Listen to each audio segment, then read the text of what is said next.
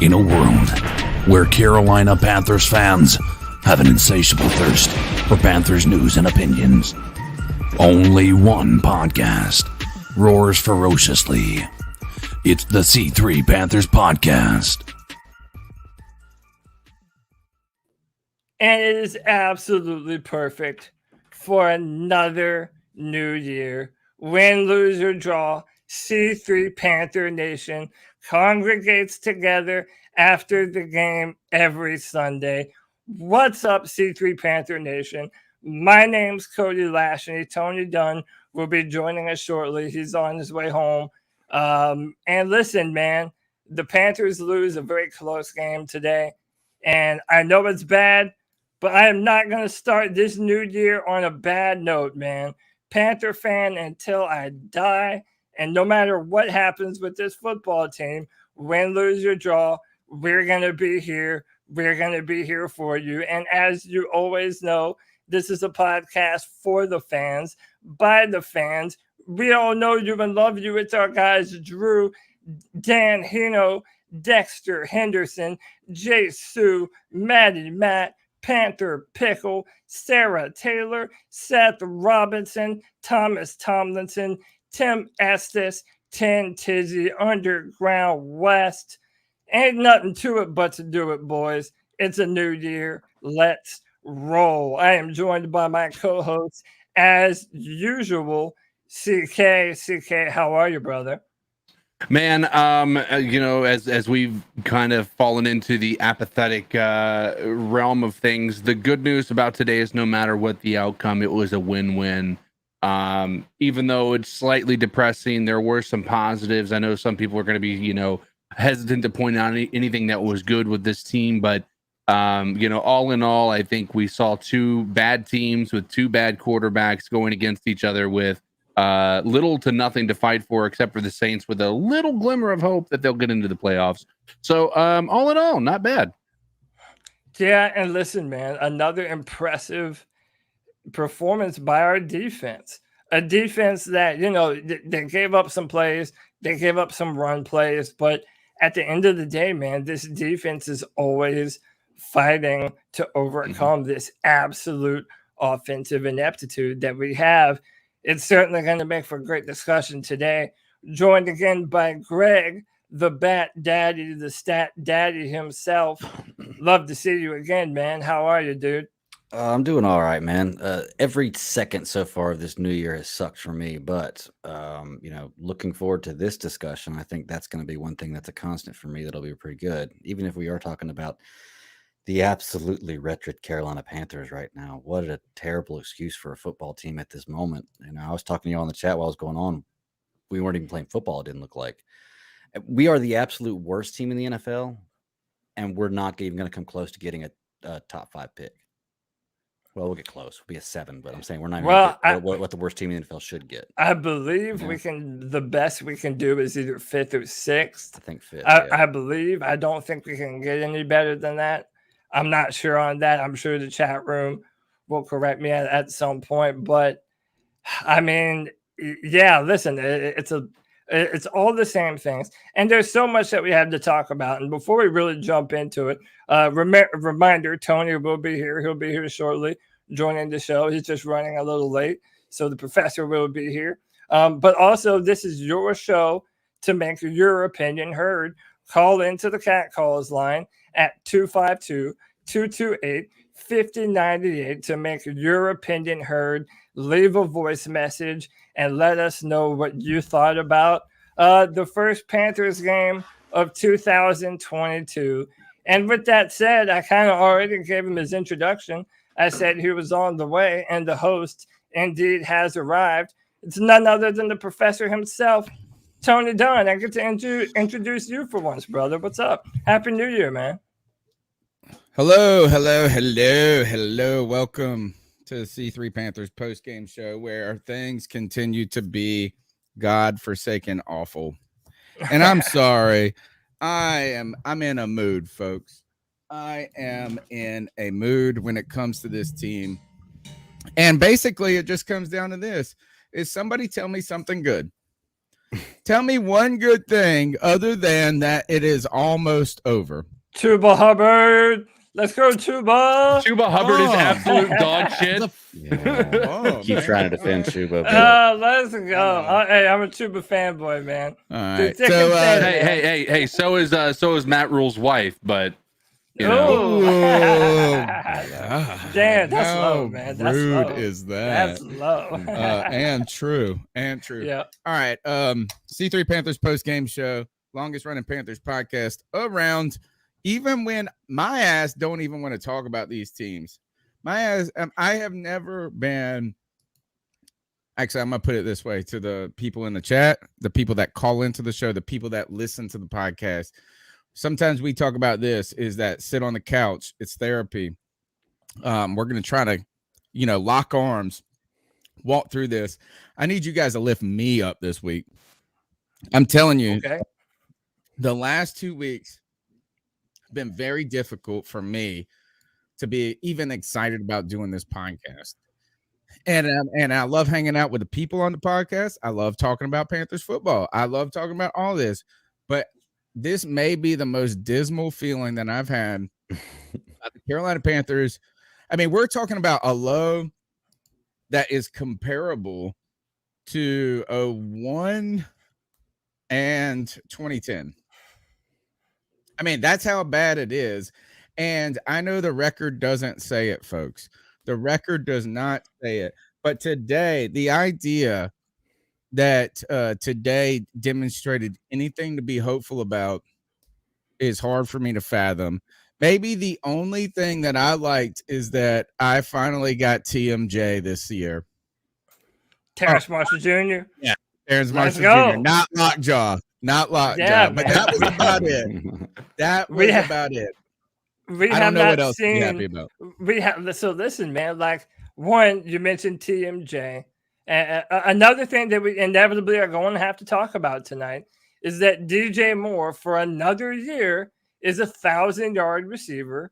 So again, we have to talk about his use to this football team and what he has done for us with the quarterbacks that he has had throwing him the ball, which has been amongst the worst in the NFL. I mean, with the offensive line has been absolutely terrible. So we have to have that discussion. Another thing is, listen, man, this defense, I love their heart. And Tony, you may not want to hear this, but it's performances like these today that are going to prompt the media writers and beat reporters all over the country to talk about, well, the Panthers think they have a defense. So they're going to do everything they can to try and get a Deshaun Watson or Russell Wilson and spend a few draft picks on the offensive line. Now, hold on. I see you shaking your head, and I understand you because I'm on your side. I'm a fan of this team, and I know it's not that easy, and it's not going to be that simple for the Panthers to just do that. It leaves out a ton of relevant information. But I'm just telling you what it is. When you have defensive performances like this today, dude, Jeremy Chin was flying around, smacking dudes in the mouth. When even Derek Brown, someone who I have been critical of this year, I thought had a good performance today and really beating up that Saints interior offensive line. So this offense is so bad. It's, that's the only thing you want to talk about. But we do have to give some kudos to a gutsy performance from our defense on the road in the Superdome. I think that at least deserves an honorable mention. Not at all. Not at all. I don't even want to hear that. Bro, this defense has not stopped anybody all season long. And don't give me this, that they go on the road and stop the Saints. The Saints have not scored an offensive touchdown in 2 games, bro, before us. 2 games. We broke that. They are streak. nobody. Yeah. They look Without the both week their before- starting tackles and their Right. center. True. And Dude, they're they both- lost to the Dolphins 20-3. They won against the Bucks 9-0. 9-0. They didn't even score a touchdown. Remember this. that they've also been through 3 different quarterbacks, mind you. Exactly. Fine. That just They that are not strengthens the good. argument. Yeah. Their defense is good. Their defense, the Saints have been destroyed by a bad offense this year. Right. So you're trying. Oh yeah, let me Yeah. celebrate our defense, who just played hard Well, against I'm not even, a bunch of bums on offense. So I'm saying, considering the coaching ineptitude, and one of the things we haven't even done is reacted to the Joe Person article that came out recently that was very, revealing and in a lot of ways scathing about what, scouts are saying, people inside the building are saying, David Tepper being embarrassed by the amount of money that he paid and the length of time that he gave Matt Rule for that contract. I mean, a lot has happened since the last time that we've all spoken. So I think when you look at everything that the players on this team are having to play through right now, and listen, I have no love for Matt Rule or any of these coaches. You all know I want that asshole fired. But what I'm saying is, I do think that there were instances where this team did show heart. And listen, even Sam Darnold, man, like I'm even to the point where it's like, even shitting on this guy, Sam Darnold, I kind of feel bad about doing it because, yeah, he throws these terrible interceptions, and we all know that to be true. But he's also behind this dog shit offensive line that just continuously gets its ass kicked, man. Cam Jordan basically did whatever he wanted to today. 3 sacks, a ton of pressures. It's like, we've said this before, you're setting up all these quarterbacks to die. and we know that, man. So it's like, yeah, Sam isn't the guy. We know that. It doesn't really even do much good for me to just come up here and dump on him. Like, everybody would look terrible. You know what? He's not even the biggest problem on this team, dude. He's not even the biggest problem on this team. But even when he throws, there was that one play. So when the best thing that Matt Rule's probably done as a coach is challenge that spot on the field, which is like, yeah, my friend said, way to flex. But he's like, I'm challenging where you said that foul occurred. Big flex there. I thought that was funny that he said that. My boy Chandler, shout out to Chandler, Honeycutt. But then we come back, can't move the ball at all. You get the ball on the 5 or whatever it is, and you can't move it at all. Fine. And Darnold runs outside the pocket for his life and throws it away. It's a good play. But it looked terrible. So there's my question to you. For anybody, what changed? What happened today that you did not expect? And I would say this is exactly what we have seen all year long. Yeah. And exactly what I expected. And I don't want to hear, somebody told me this. They showed effort. God damn. I mean, if they didn't show effort, man, fuck y'all. Yeah. I'll tell you what I saw that I didn't expect. I saw them continue to do the exact same thing they've done all year as far as the game plan is concerned. They have nothing to lose. You would think that there would be a reason for them to just like make some shot calls and stuff like that. And they weren't even making an attempt at that. And, one person said it looks like that Matt Rule or whoever's calling the plays, I can't remember his name, is afraid of throwing the ball down the field. And I said there might be afraid of and it was Darren Gant who even called it, or Darren Gant said that he was calling plays like he did not trust his offensive line or his quarterback. And I was like, well, damn, look at the big brain on Brad.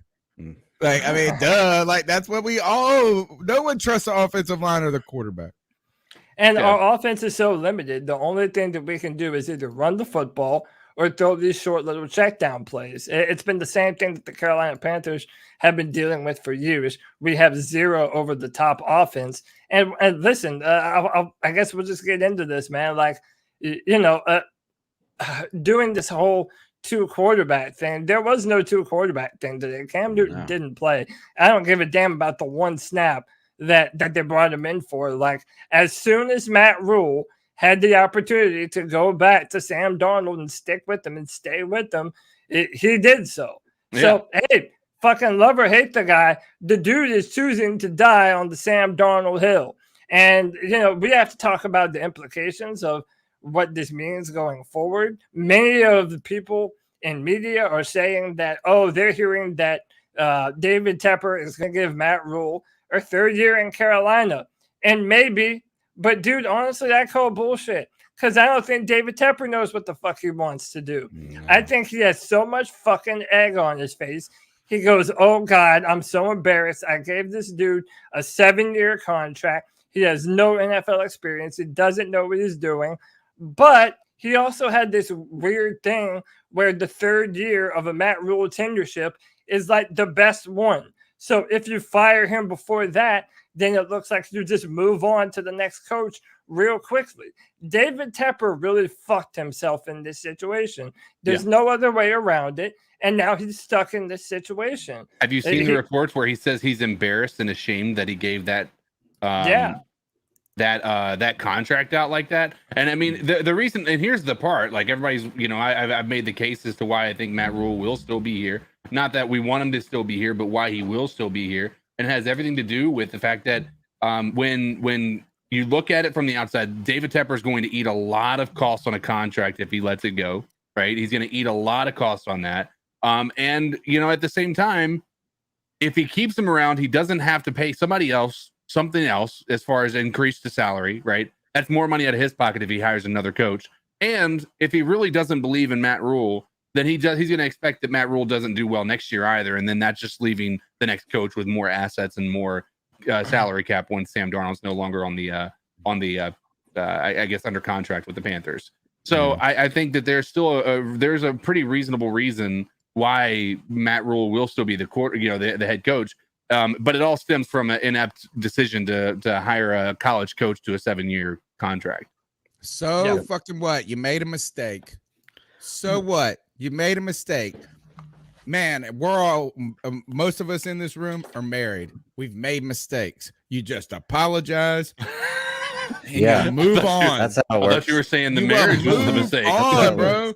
No. And what I mean by that is like my mistake is not my marriage, but like, geez, like you have to just admit sometimes you're fucking wrong. This is true. I mean, and this is it. Is I don't want to hear. I'm going to tell you this. If you're the I did not think that. I did not fall into this, a college coach can't work mentality so much when we hired Matt Rule, because I felt like he was trying to say things that were just so kind of on brand or, like cookie cutter. Mm-hmm. It didn't feel like a big jump. It just felt like, this guy's just trying to do this. Like I was process, whatever. It turns out he's in over his head. Mm-hmm. He is completely in over his head. And now that college coach to the NFL actually did become the weakness. Yep. And it's a mess, bro. Yeah. And I don't care if you're David Tepper and you're worth these billions of dollars. Who gives a flying fuck how much you paid this dude? Who cares? You are losing more money every Sunday by having this product than you are by just firing this dude and paying him to go away. You might as well pay this dude to just divorce the bitch and leave. I am sorry. Like Jeff Bezos. Yes, Jeff Bezos. That's exactly what they give him so much fucking money in his divorce, but it doesn't matter because he's a fucking billionaire, dude. Right, 500 billionaire. He's a trillionaire. That's a great point, dude. Sorry, I don't want to hear about the contract length anymore. I don't want to hear about the positivity, and we're gonna circle back to the Joe Person article because it was very telling, and the fact that other reporters are asking about this article in the post game or in these press conferences is almost ridiculous. Look, Joe Person dropped this like bomb, and it's not even a bomb. It was just like what we all have seen. Right. It's literally everything that we have been speculating for months is actually happening.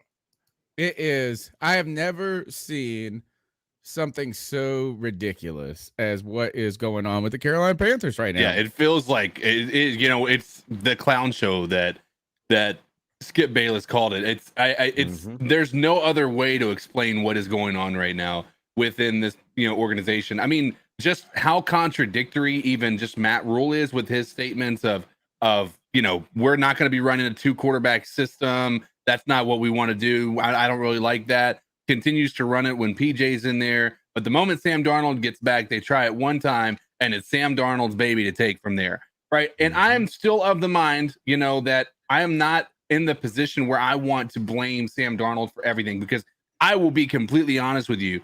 I don't think Sam Darnold is even close to the worst part of this team right now. It is absolutely that offensive line. And we've said it time and time again.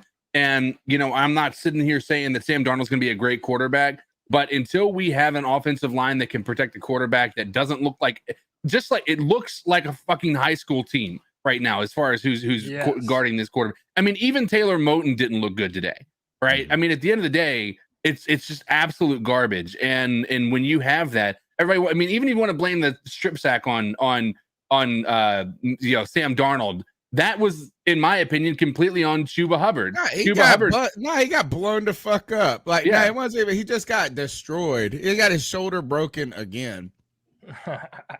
It's just absolutely insane. I don't think there's a single quarterback out there that would be able to do anything positive with what we have with this offensive line. I'm just being personally honest about it. And we can sit here. I would like, the best thing I would do is I would point to the Bengals, because they have a really bad offensive line too, but not as bad as ours. And they're still finding a way to do things that are special, right?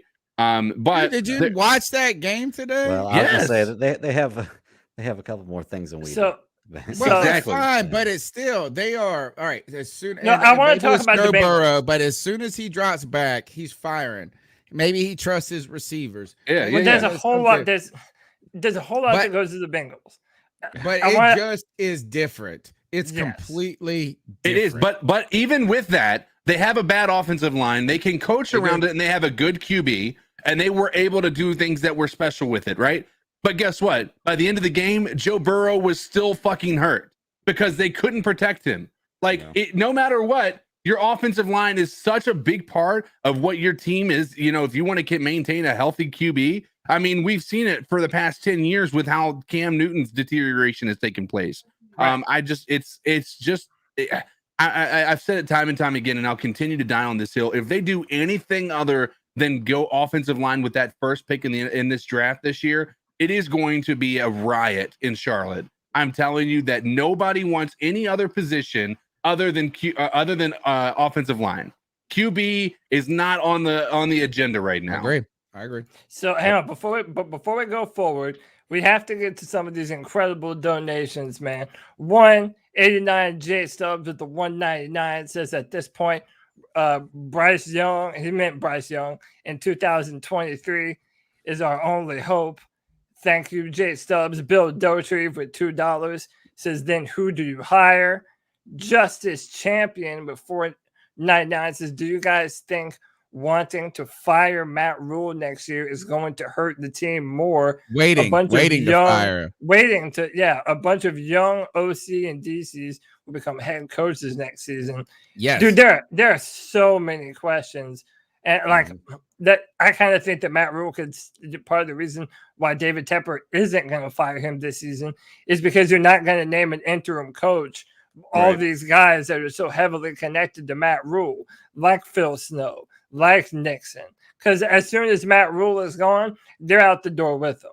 So that's definitely. I think they're thinking about this is not an interim, but we have to fire Matt Rule.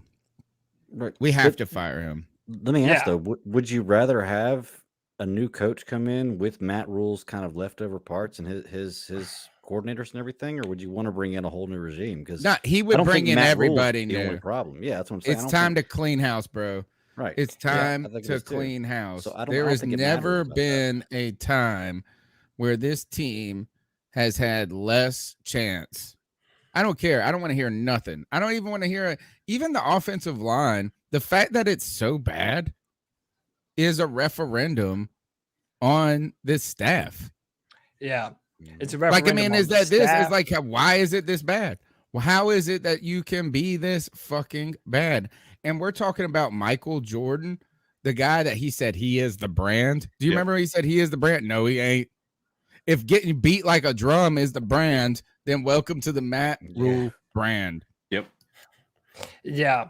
It's a mess, dude. It's arguably the worst team.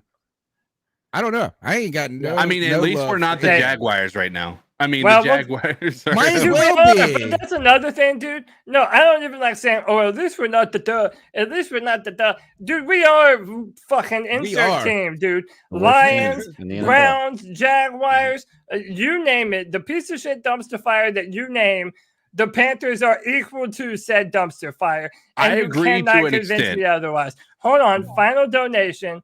89 J Stubb Angel says our schedule is tough next year. I say keep Rule and Sam, trade DJ, and see what you can get, and try and get young in 2023 with a new coach. Thank you, J Stubbs. I mean, look, man, going forward, none of us want Matt Rule. I mean, you have an entire fan base that is at the stadium booing Matt Rule as he leaves the field. Tony, you made a great point. Like, David Tepper has the bank account to just say, okay, look, I really fucked this up. Panther fans are super upset at this. But part of the discussion that we have to weigh into this, that now if you start over, well, whoever the next coach is, now you're dumping a whole lot of excess baggage right onto their lap. I mean, you're going to ask a coach to come in on a young football team, install a new offense with probably going to be new offensive linemen. How about install a offense, bro? New one? I mean, fine. I mean, I haven't heard anything bad yet. All right, keep going. I mean, if we, and then another thing that we have to realize too is basically it's going to be like the free agency market. Whatever coach that you want, there's going to be a ton of openings this year. A ton of openings, and a lot of them are going to have more cap space. This is the sound more draft picks. You are listening to people. No, you are listening. Cody right now sounds like a woman who's been beaten by her husband for years. Oh, please. I hit back. Who doesn't You don't hit me. I pack a gun, motherfucker. Bam, bam. He'll be. He didn't mean it. He didn't mean it. He's trying. He's just under a lot of pressure and stress. Somebody else won't treat me better. Someone else won't treat me better. The idea that we have to hold on to Matt Fool because we're not worth something better next year is complete malarkey. You just told me that we have to. We got to install a new offense. Hell, we don't have a offense, bro. So yes, installing a new offense is better than not having a offense. I don't care. How could it be worse than this year? How? I mean, that's pretty much what everyone's saying, dude. It can't be worse than this year. And then you have players like Brady Christensen, Deontay Brown, who should have seen the field. Deontay Brown was another healthy scratch today. Just didn't play late in the season. When you're not playing for the playoffs, you don't take this time to evaluate the talent on your football team. It's just like all the things that are common sense to a fan base. They're like algorithms from an alien species out in space to Matt Rule, dude. Yeah. It's like they're so far beyond his football knowledge. It's the dumbest shit in the world to me. Did you see what John Miller said about today's performance? He was asked about it. He said, "It's the NFL. Sacks happen." Wow. Especially when you're John Miller. It's like, dude, this guy is getting his dick kicked into the dirt every other play, man. It's embarrassing, man. I will pride myself on this is that I feel like I've matured in this podcast over the last 9 years, right? So, and what I mean by that is like I got real upset about things in the beginning, we get agitated about stuff, but you start to learn the rhythms of the season. I feel like I do. You learn that injuries happen. You learn that expectations can be you become more realistic. In fact, my buddy who I go on the radio with my boy Clip Brock on Fridays on Pirate Radio. He used to always laugh, and not laugh, but he would a little tease me and be like, "Oh, you love the draft. You like the draft, and he hates the draft, like the combine." He's like, "You don't really care about it." He doesn't care about it because he's been doing this for so long that it becomes exhausting, right? And so I am to that point now where I hate the draft. I hate the combine. I hate all of this. You better learn to love it, man. That's the only good thing we have. I won't be excited. I will not be excited about someone who writes 9,000 pages and only 1% of 1% turns out to be right. Right. Like, at the end of the day, I don't dislike it. It's just I can't get super excited. But at the same time, I don't get super down on things, right? Like one play doesn't dictate how I feel about somebody, this or that. And when it came to Rule, I feel like I am very fair, and I've been very kind of cautious and being too quick to say, "Oh, he's the problem. He's the problem. He's the problem." Right. And what did I say last year about Joe Brady? What did I say about Matt Rule? If this looks competent, I will be happy. A first-year head coach in the NFL, if we put together a competent team and we look like we're not in over our head, I'll be excited. And I was. And I said I didn't even need Joe Brady to be the next wonder boy of the NFL. I just needed him to be average. And it kind of was. But it's gone so bad, dude. Yeah. It's so bad. Like, you can't look at it and tell me, like, we would be foolish to not be weird, or like not to be upset right now. Yeah, everyone. You would be very foolish to try to be glass half full at this moment. Yeah, and Tony, those people are fucking crazier to me. The ones that are like, "Oh, you guys are being too harsh. Like, give him his third year. Give him a break. Call the jeepers." Like, nah, dude, what are you talking about? When you're the head coach, you're being paid with the assumption that you're in control of this football team. You live and die by the record that your football team produces. The record is who you are. And when you have a team that is continuously dropping games to not only the worst teams in football, but division rivals are just able to kick your ass up and down the field. Your record in December is abysmal. We are never, in contention for the playoffs under Matt Rule, and he's had some time. We now know through the Joe Person article that Matt Rule has final say-so on all football decisions. So for the past 2 years, this man has signed off on 2 drafts. He has signed off on 2 free agencies, and yet this team seems to be regressing worse than it ever has been before. It's bullshit, and it's absolutely unacceptable. And you, as fans, have a right to be pissed off about it. Now, one more thing, Tony Dunn. You said I reminded you of like an abused housewife. Nah, dude, I'm her butch lesbian best friend that's been hitting on the wife forever, that's packing a gun in my pantyhose, getting ready to come and pop the husband who's beating on the woman I love, right? Damn. And that's the Panther fandom.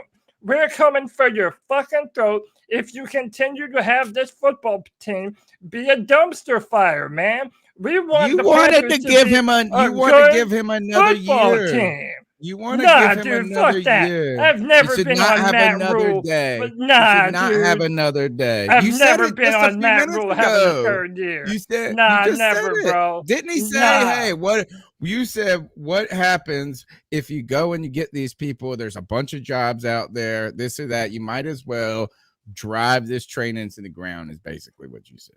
I disagree. It's time to leave the abuse, folks. The number is 252-228-5098. That's 252-228-5098. 5098. It's your hotline for domestic Carolina abuse. Let's go to these calls. So what are your thoughts on catcalling? Yeah, it's pretty. You shouldn't do that to somebody. And how did that make you feel? Very uncomfortable. So how do you think catcalling makes the person feel? It feels good, like. Who's that cat sitting in the back corner with his face buried in the snow? Who's that kid that can use one?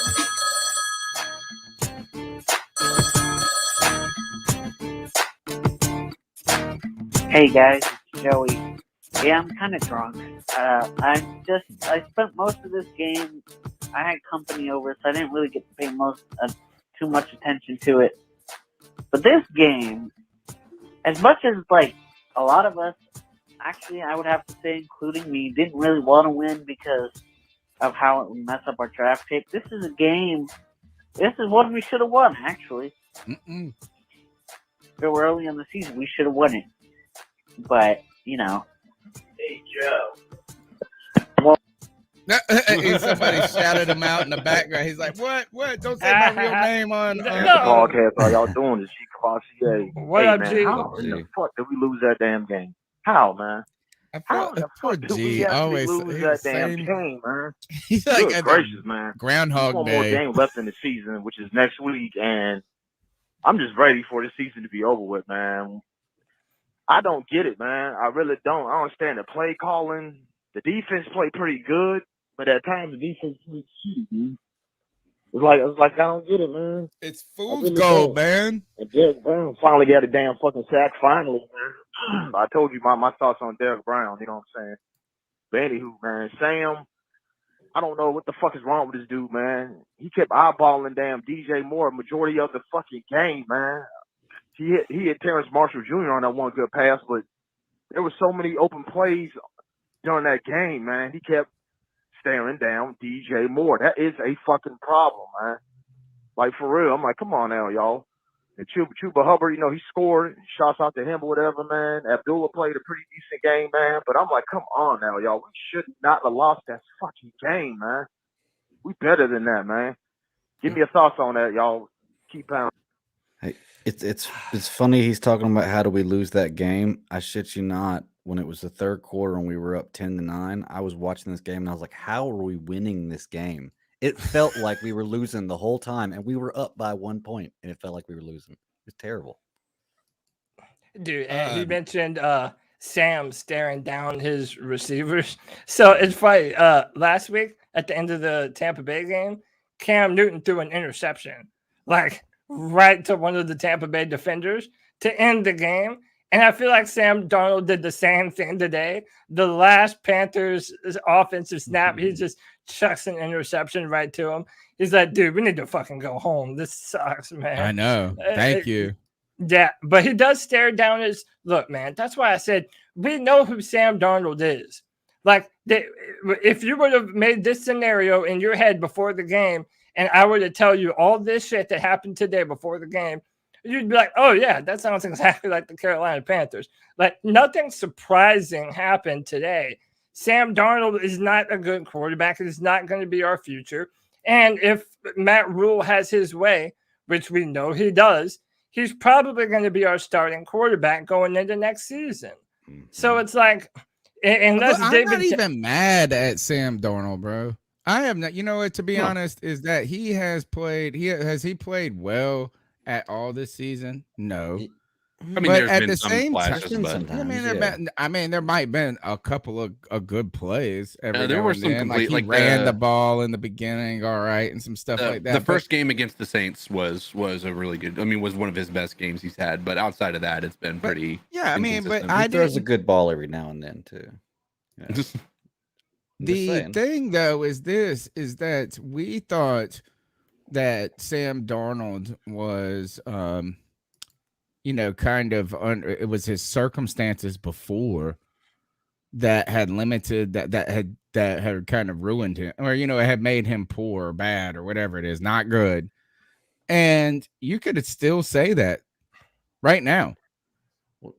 You could say that the circumstances in Carolina, there is an idea in theory that he has not been put in a place to succeed. But he's ruined. That's fine. Yeah, we have. Yes, ruined. no, he's done. It's not going to get better for him. At least we had hope that this could change him. We thought that our coaching staff saw something and could do something to build upon, like to reclaim him, this reclamation project. And you know what? They made him worse. They fucking made him worse, dude. Like they almost owe him an apology, A. And B, they owe us an apology for trading for all of this.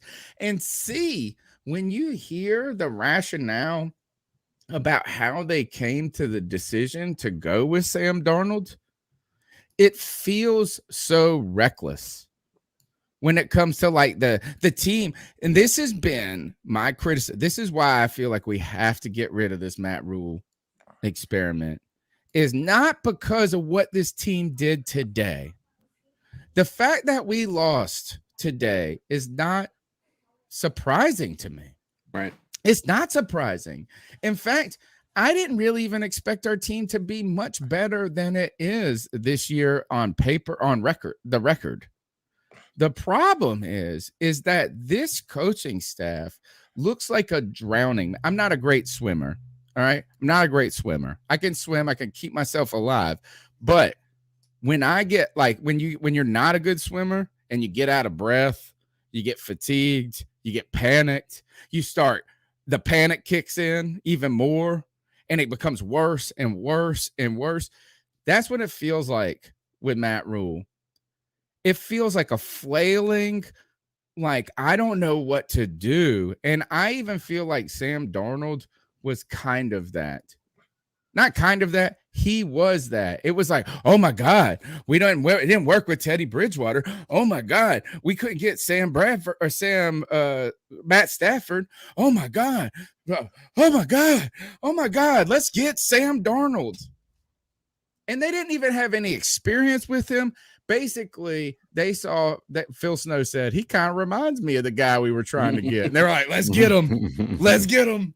And by the way, remember Joe Brady did say he hadn't even, he was going to get to know Sam Darnold like when he met him. That he hadn't really done it. Yeah, he didn't make an endorsement one way or the other. By the way, you know what else Sam Darnold is? He is someone who gets to join the long list of people who use Cam Newton as a scapegoat for their own inadequacies. Today, at the post-game press conference, Sam Darnold was asked on the offensive struggles. Bottom line, everyone's not playing good enough. Me, Cam, everyone on offense, we're not playing good enough to win games. No, he didn't. So Cam Newton played one snap. Cam Newton played one snap. Broke his manicured thumbnail. And yet he needs to bring up Cam Newton's name. How many yards did he gain? He gained like 6 yards in that rush, right? Five. Hold on. It's so uncomplimentary, dude. Like, we were sitting here defending him, saying, yeah, we know who Sam Darnold is. But then you're Cam's going to say over some there shit cheering like him. This. Did you see them man. It's like cheering him? We got a touchdown. Cam's over there. You have to learn. These people don't know sometimes when to just shut the fuck up. Just say less, dude. Can I tell you this? Like, we can all point at that and talk about this game. I don't think that Staten was talking about just today. He said we haven't played well as an offense. Cam Newton, and Cam Newton has not played well. But you don't mention that today. Games. You don't mention that after you got your ass whipped up and down the field. Because Cam Newton never said, hey, me and Sam Darnold need to play better. That's the point. There's some shit that you do and don't say. That's some shit that you don't say. And I feel like this team is so undisciplined because of our bullshit coaching staff. They really just have no couth to them, man. They have no discipline. They're always looking for a way out because everyone probably feels like they've been played, like they've been put in a position to fail. That's probably why he's trying to tether Cam Newton's name to this whole shit, because he's like, well, look what we're all having to play behind. But, dude, regardless, you just don't say that shit, man, because now he sounds just like Matt Rule, taking opportunities to shoot at Cam Newton When, by the way, thank God he even came back to this team this year, because that was the only fucking thing Panther fans got excited about this year. And even if someone's a Cam Newton hater, you better admit that too. Dead to me. He's dead to me. Fuck him. Get Cam's name out of your mouth. And I don't want to hear this. I hear people talking shit about Cam right now. One person in the comments on our last YouTube video, and I thank him for watching the show. He always comments. He's always writing the comments and stuff. But they like to come. Some people like to come after Cam. You cannot blame this season on Cam Newton. No, like there's no reason. Like No. Here's the thing: the only thing that we should have said is we shouldn't have brought Cam back. It's unfair. I told you I didn't want to bring Cam back because of this. This is the whole thing. Is you're gonna point the finger at it has nothing to do with us. The team was broken before Cam Newton came up into this joint. Right. So Sam, get that fucking name out of your mouth. And I mean that because Matt Rule, this is something Matt Fool will do. You know, and it's like if I hear one more person say, "Oh, because we didn't have Christian McCaffrey." In fact, I want to talk about this. Mel Mayock, former co-host of this show, and I gotta say, not happy about this exchange right here. And I'm calling you out, Mug. You're getting the ice up from me. Getting the ice up from me on this. Is that because he is one of these positive rule people? Right? The positive rule people, whatever that is. He says, I do believe there should be another year to get this right. Get CMC, Horn, and an offensive line, and we could really have something. Now, let me ask you this. I mean, like that is, again, that's like me saying, well, if I die on that hill. What does that mean? If we get a completely different team? First of all, I don't want to hear if we get JC Horn back, this team is fucking mad different. Shut the fuck up with that shit. Number one, the dude played 3 games in the NFL, and y'all are crowning him like Stephon Gilmore, like Defensive Player of the Year or some shit. We go and get the former Defensive Player of the Year, and guess what? We still stink. So, no, I hope J.C. Horn turns out to be a fantastic player, but not all of a sudden that if we had J.C. Horn, we're 10-6. Shut up. Yeah. Get the fuck out of here with that. A guy who hasn't even played a full season, hasn't even played. No, yes. Are we optimistic about him? Sure. But get the fuck out of here with that. Number 2, get the fuck out of here with CMC being held. Like, okay. Yeah. Well, if my aunt had. Oh, if my aunt had nuts, she'd be my uncle, dude. That's right. Well, okay. Well, man. All right. Well, if. And then, just go get an offensive line. Yeah. Just go get one. They just grow on trees. We only have 1 draft pick. Shut up. You can't fucking just magically fix all. Well, you know what? If we were the Chiefs, we might be good. If we were, no, this is the dumbest. I'm sorry, I can't. If I don't want to hear it. Don't want to hear it. So the part that I have a problem with is if we're saying these things that are all true, all those things you just mentioned are true, by the way. There's no guarantee to have Christian McCaffrey for a full length of time. He's so injury prone. Hey, how about this? We have to hope that J.C. Horn isn't injury prone. Pray that he isn't, right? But J.C. Horn, let's say we have another really good corner. Yeah, does that help us stop the run? Yeah, but does it make our offense any better? Fuck no. But my real problem is this, though, is that if you say those things, it makes you a bad fan. That's always what pisses me off the most, is that when you have a reasonable critique of this football team, and you make them known, and you say that the man who has done nothing, Matt Rule, to earn our trust as head coach, yeah, what a shocker. We don't want him to be the head coach next year. He has done nothing to prove worthy of that job. And it doesn't make us a bad fans for saying that. We're beating spouse. I'm sorry. Mel Mayock, you're a beaten spouse, bro. You're It's a scared. victim You're scared mentality. you're scared to leave the man. And I'm telling you this is don't tell me just go get an offensive line. Right. How do you just go get an offensive line? Right. In fact, that is the number one critique of Matt Rule is that he didn't go get an offensive line and he's had 2 years to do it. And don't tell me this defense is good. I am so sick of hearing that bullshit. Are they awful? No. They're not the worst defense we've seen in a while. Do they have potential? Are they getting, is there some young players that you could potentially build upon? Sort of. But is Hassan Reddick going to be here next year? I don't know.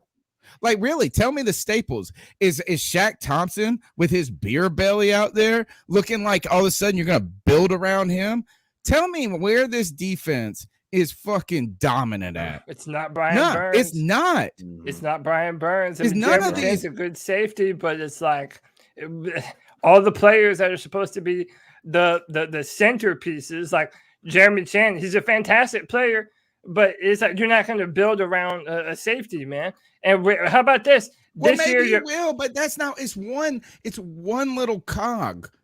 One little cog. This unit is not dominant. All right. So you could say, oh, did they improve from last year to this year? Sure. Maybe. Actually, yes, they have. But it has not been fantastic. So now let's not act like this. Oh, well, look, he just turned around the defense. Now he's just going to turn around the offense. Right. No, this offensive line is offensive. I've been saying it and saying it and saying it. And the whole thing is the more things change, the more they stay the same.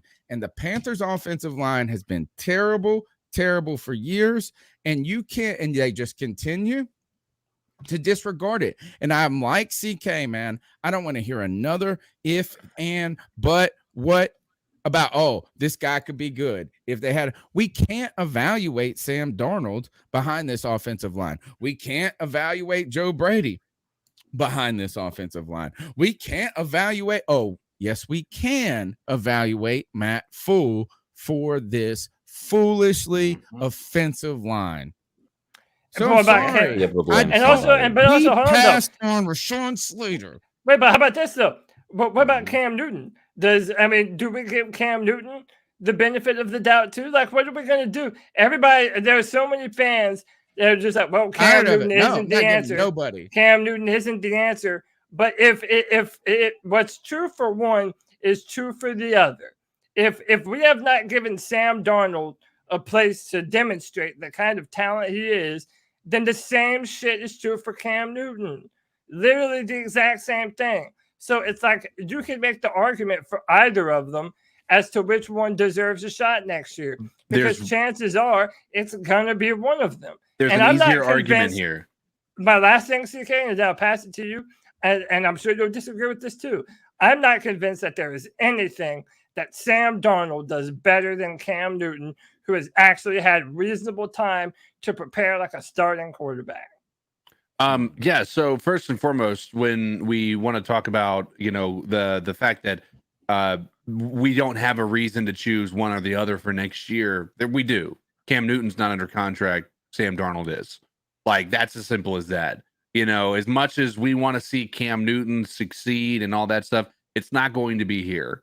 Unless he's willing to come in as a backup, because especially if these reports are to be believed, Cam Newton will not be starting over top Sam Darnold with Matt Rule here as the head coach. Oh, it's wow. not going to happen. You don't even need a report. You can just watch the TV screen with that. But all of that aside, I will say that Cam Newton, I'll give you this. Cam Newton hasn't gotten a fair shake. But again, even when he was in New England and his last year here, and there wasn't a lot to be able to say that Cam Newton has shown elite level talent similar to Sam Darnold, right? But Sam Darnold's new and Cam Newton's an 11-year veteran, right? So there is a something to be said that maybe Sam Darnold has a better opportunity to succeed than Cam Newton. I'm not going to say that. I don't know that either one of them are the answer, and I don't believe them to be, in my personal opinion. I don't think either one of them are going to be the reason why we succeed as a franchise if we ever get a chance to. To me, neither of them will succeed. Yeah, Well, neither of them is will the answer. succeed. let on me this just say team. one more thing I'm about sorry, Cam it's just Newton that going simple. forward, though.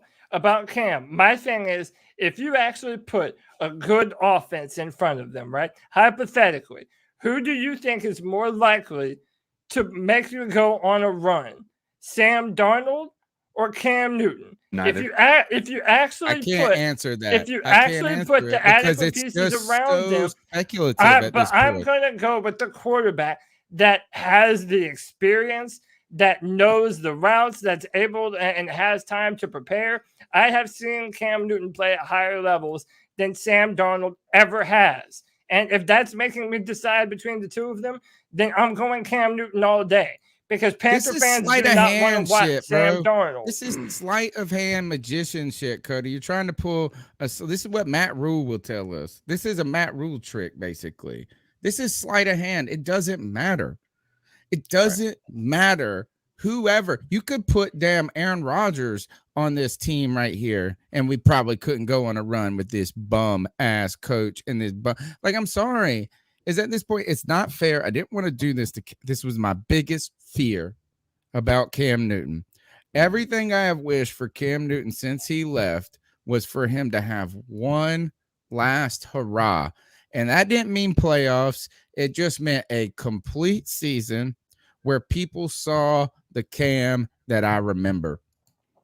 Right? And it didn't even have to be the greatest Cam you ever saw. Just somebody that had a good year where they kind of just dispelled the stupid narratives or this and that. But no, guess what happened? They put him on the New England squad, and New England had the most opt-outs. They didn't have anybody and this and that. And I even heard this. And look, another example of this is I heard them talking. They were singing praises about Mac Jones this year. And they said, and this team last year didn't have an offensive line. They didn't have any weapons. And they had the most opt-outs, but they went out and spent money in free agency. They put a good defense in a running game around a quarterback and put him in a place to succeed. And I just was sitting there going, so you put my man Cam in a place where he couldn't succeed. And I just thought this is him coming back here. I didn't want to see him go in out like this with us. In fact, I didn't even want him playing today. I didn't even want him run it back. Let him run it back. Not with Matt Rule. Not with Matt Rule. No. What are they going to do? Just use him as he's a patsy, bro. But you don't even think Matt Rule is going to be here next year. So why not run it back with Cam? My point is, it's either Sam Darnold I want to move forward Newton. At this point. Yeah. I want to move forward with all of this shit. I want to do all of this. But it's like hope, dude. It's like hope in one hand and shit in the other. See which one fills up first, dude. What I'm saying is, you are only going to have either of two options next year unless you trade. That's not true. Yes, that's it is. True. Okay, what are our other options? First of all, is that you have Sam Darnold or other options. That's it. Because Cam Newton is just one of the other options. That's just one. But here's the thing: is no, you could go and get another free agent. You could trade, like you said. Who though? Russell Wilson. That's what I'm saying. You have to be willing to up. You have to be. Does it matter? Okay, you have to be willing. Well, I just don't feel like you're making this unfair dichotomy between Cam Newton and Sam Darnold. No, but it's not. That's an unfair dichotomy to me as a fan. So I want to think. Do you think we're going to do that? You think we're going to trade for one of those guys that you mentioned? I have no idea what we're going to do until I see if Matt Rule's the coach or not.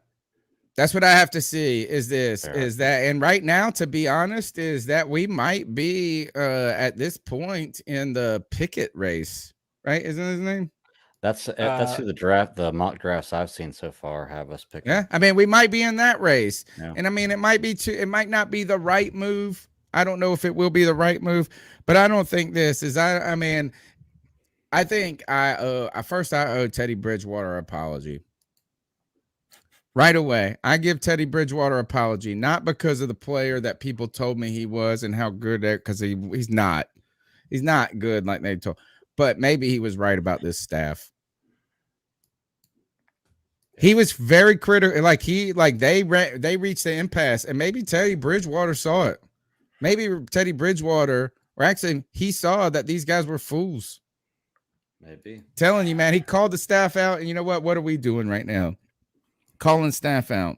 So no, I don't want. I don't know. I just don't think Cam's gonna fix it. I don't know. I just want this to end. Whatever the fuck we have to watch with Matt Rule, I want it to end. Yeah, I want us to go get Doug Peterson. I want us to go get. I know you guys are all about Bieniemy. No, Roman, Dude, Greg Roman. You're so who crazy, cares, dude. I don't You care. don't want the You know guy what? with the Those fucking are all I will get on the NFL Bieniemy and the dick for y'all. MVP. Those are all Come good on, choices, I think. dude. I don't even care. Hey. Anything's better than this. Anything is better than this. 252-228-5098 is the Panthers domestic abuse hotline this week, as we are abused spouses under the Matt Rule house. 252-228-5098. What's up, CT? Oh, No. what's up, Having bro? a good day? Poor kid. I'm about to cry. Oh, This is no. crazy. I mean, like, what are we doing wrong? Like, this is stupid. I'm tired of losing. We lost about 11 games now. About 11 games now. This is crazy. We only won 5. I am tired of losing. Like, this is stupid. Like, how do you miss a field goal? DJ Moore, how do you miss an open pass? That was an open pass and he dropped it. I don't know anymore. This team, I swear, this team did not change by the same season that's coming up. This year, the same season of football. And I swear, I am burning my sheets. I am repainting my room. Everything else Panthers in my room. Oh, no. It's going out. It's going in the trash. He's drawing the line. This is stupid. Drawing the I'm line. like, God, have a nice day. I'm about to cry. Dang, Noah. Oh, And no. you know what happened? That needs I to be the think- post-game speech in the locker room. Dude, I honestly, there. hey, no lie. For real. I wish David Tepper could hear that. I wish David Tepper could hear that little boy talking about him on the verge of wanting to burn his Panthers here, dude. And again, Tony, listen, you made that That's was the one of most. the When dad hits mom, who hurts the Dude, most? dude. What kids. the point that you made earlier about him having enough money to just move on, dude, that's the best point, man. Like David Tepper, I think you have at some point he has to be big enough to understand that you have made a detrimental mistake. You're not going to be able to go back in time and fix you making that mistake. It is what it is. Better you know it now and do something in order to fix it. If there would be any reason for David Tepper to actually make that call, it's listening to calls like that, man. Right. Listening to Noah, who's destroyed, devastated. Like, dude, it's tough, man. Like, you want something to hope for, something, a beacon of light somewhere down in the tunnel, but there just isn't one, man. And it's tough, dude. God, sorry, Noah. When dad hits mom, the person that hurts the most are the kids. And at this point, I want to know I feel like people You're who are determined saying to make this about domestic abuse. it's totally it totally is, man. What a lane. Yeah, that's the hill I'm dying on. Yeah, cool. The other thing is is that for people that are saying we got to give Matt Rule one more year, this and that, does it really help the kids to stay together until they're out of high school and then you get divorced as soon as they leave? Or do they recognize that you were trying to play them like a fool the whole time by that? Maybe honesty is the best policy. If you guys are unhappy, just get a damn divorce. Noah, don't burn your mess yet. Don't repaint the room. Don't do that. All we got to do is call in to the C3 Panthers podcast like you did, best caller on the show, 252-228-5098. Love you, Noah. Keep pounding. People are always here. If you are in distress, if people have hurt you in your life, like the Carolina Panthers have hurt us this week or this season, you can call in, and there's always someone here to listen. And just know tomorrow will be better, I think, as long as we get rid of this fool. Next call. Hey, guys, this is Panther Pickle. Listen, I don't see how we can not fire Matt Rule, because if you keep Matt Rule, even for you say one more year or however you do it, let's be real. How can he go out and perform his job? I mean, what you going to do? Tell him, okay, we're not certain that we're going to keep you past next year because you'll probably screw up. So we're not going to let you re-sign your guys. They're not going to do that. Riddick is expecting a big fat paycheck. Well, guess what? He only fits Matt Rule's system. Now, in a pinch, you may can get him to be a regular 3-4 outside linebacker, but that means you're stuck in the 3-4 as long as he's on your contract. Plus, he's not big enough to play a defensive end role, or even a linebacker in a regular 4-3 defense.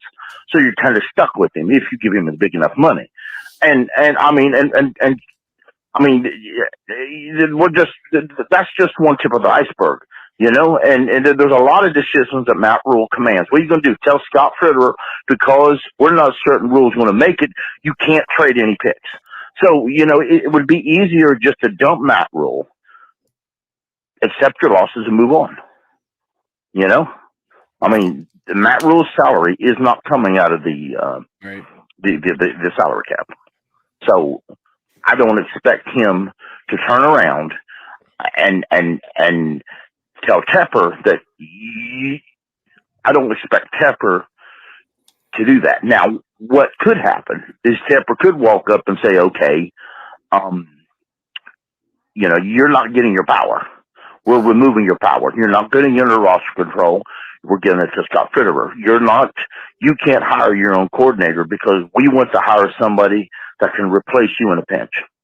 That's not going to work out. So I could see Tepper forcing that issue and Matt Rule just say, you know, this ain't going to work. We'll just separate. We'll just do the mutual separation deal and go our separate ways. That may happen, but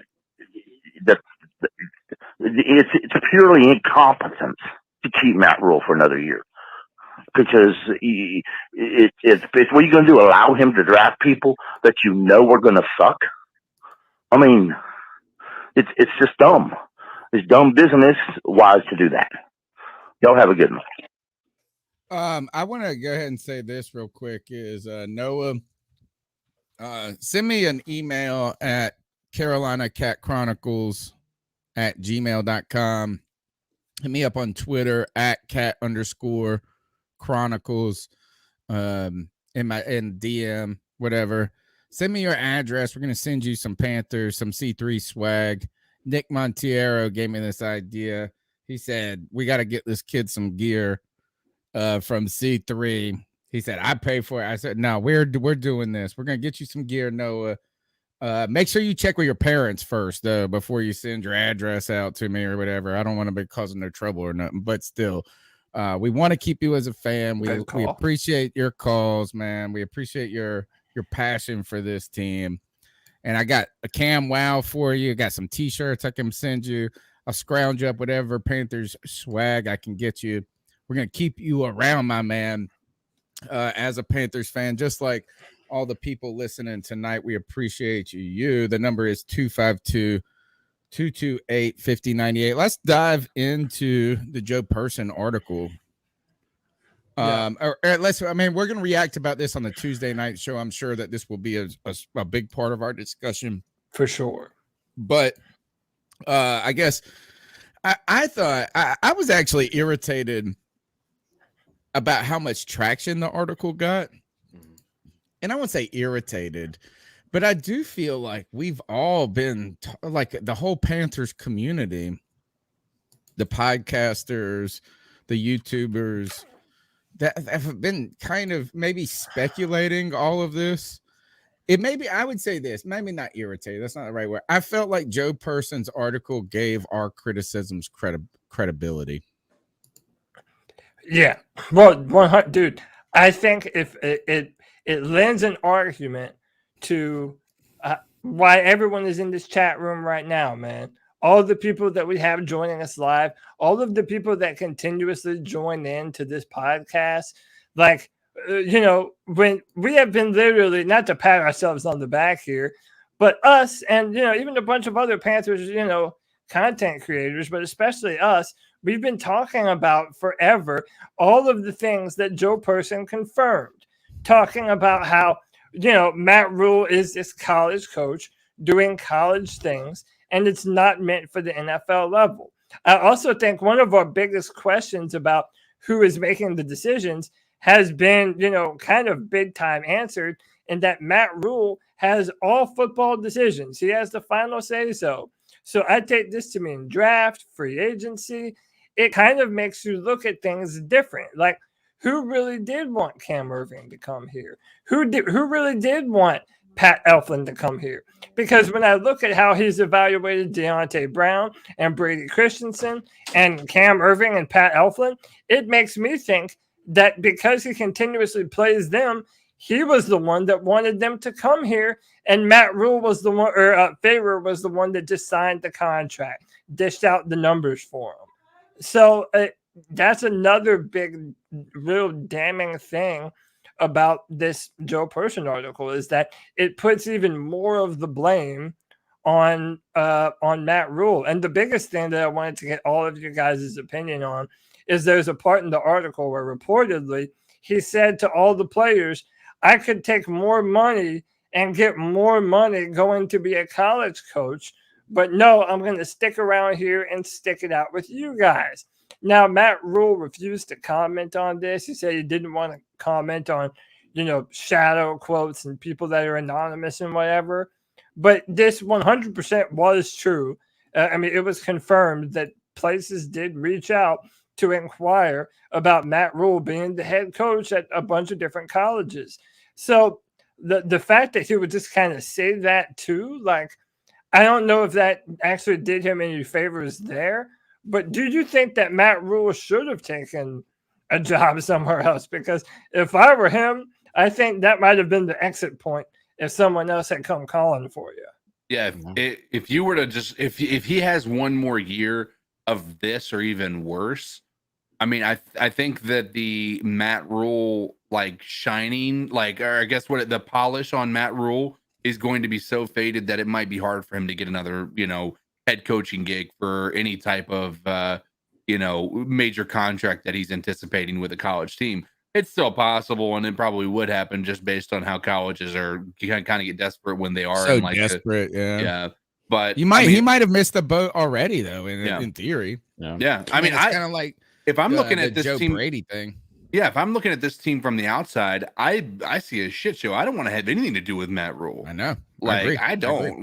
But I think his tenure in college is going to be more important than anything else. So I think this is, first of all, that was the first line of the article, Cody, was Joe Person let the bomb out right away. Talk about almost blistering paragraph. The first paragraph was in a locker room speech, like in a team meeting. He said, I could take more money, but I'm sticking it out. I believe in this, which sounds like a lot like when Nick Saban said, oh, I'm not going to go anywhere. But then the next day he signed a contract with Alabama, right? The next, he was like, oh, I'm with the Dolphins. And then he was out the fucking door. Man, them cats have heard that shit before. The other thing is that it's a tone deaf. Matt Rule's tone deaf. He doesn't know how to read the room at this point. And the idea is that first, that's not what you say. No. You want to motivate this team to believe in the process, to believe in the organization, to get the most out of them. And you say, well, I can make more money if I just left. You making $64 million bucks, bro. These guys are out there laying it on the line for you. And some of them are making like pennies compared to that. You making plenty of money. I don't want to, it's like when I hear rich people complaining about how much and then look, I ain't trying to say tax people more, nothing that. I just don't like when the people who cry the hardest and whine the most have the glossiest and rosiest circumstances. So shut up, Matt Rule. Sorry, Noah. We're on Shut up, Matt Rule. Yeah, I was gonna say. Shut up, and just say, look, I know it's not working out the way we want, but if we keep doing this and we keep grinding, leave that out of it. Don't make it about you, Matt Rule. You made it about you. I'm sick of it, you Matt Fool. The next thing about the Matt Rule, then here, and this is where you know it's true. You know he said this. Because when he was asked about it, and you know what? Props to Sheena Quick for coming out right out of the gate and asking him the question about it, which is the hardest. But you know what he didn't say? He didn't say that's a false report. No. He didn't say I didn't say that. No, he said I'm not going to comment on what people are saying with that's unsourced. So that means it was true. He said it. He is much. Ooh. And then the third, and just going back to reading the room. Oh, the process is working 1000%. No, it's not. It's not the right comment to make. It's kind of like the Sam Darnold comment. It's like you might be right. It's like we might be taking a little out of context, like CK said, right? Or he's just talking about the offense as general. But Cam got nothing to do with this. Yeah. The stray bullets, Cam Newton's are getting hit by stray bullets from Matt Rule, from Sam Darnold. Poor guy just walking down the road, getting hit with stray bullets all over the place. Matt Rule needs to realize that you can't come out here and kind of push back on us when nothing's like you have to just put your nose to the grindstone and say, look, it's not going the way we wanted it to. It is, look, there's a lot of things I could do better. We're going to correct. But it was just like when they said, do you see there's a problem with penalties? He was asked this earlier in the season. They said, do you think that there's a problem with this team getting penalties? How do you fix it? You know what Ron Rivera said? We're going to fix it. We got too many penalties. We're going to fix it. Like you could just go into the locker room and say, fix those penalties.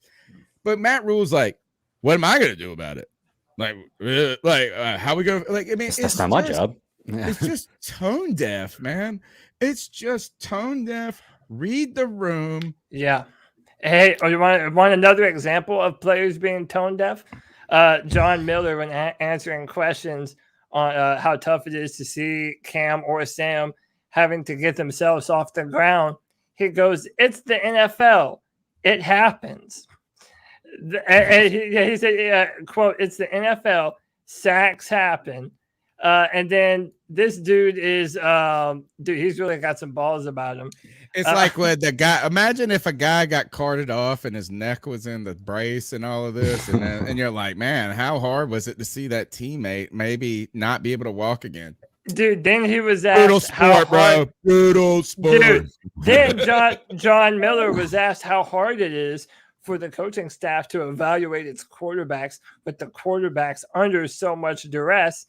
He then said, "Next question."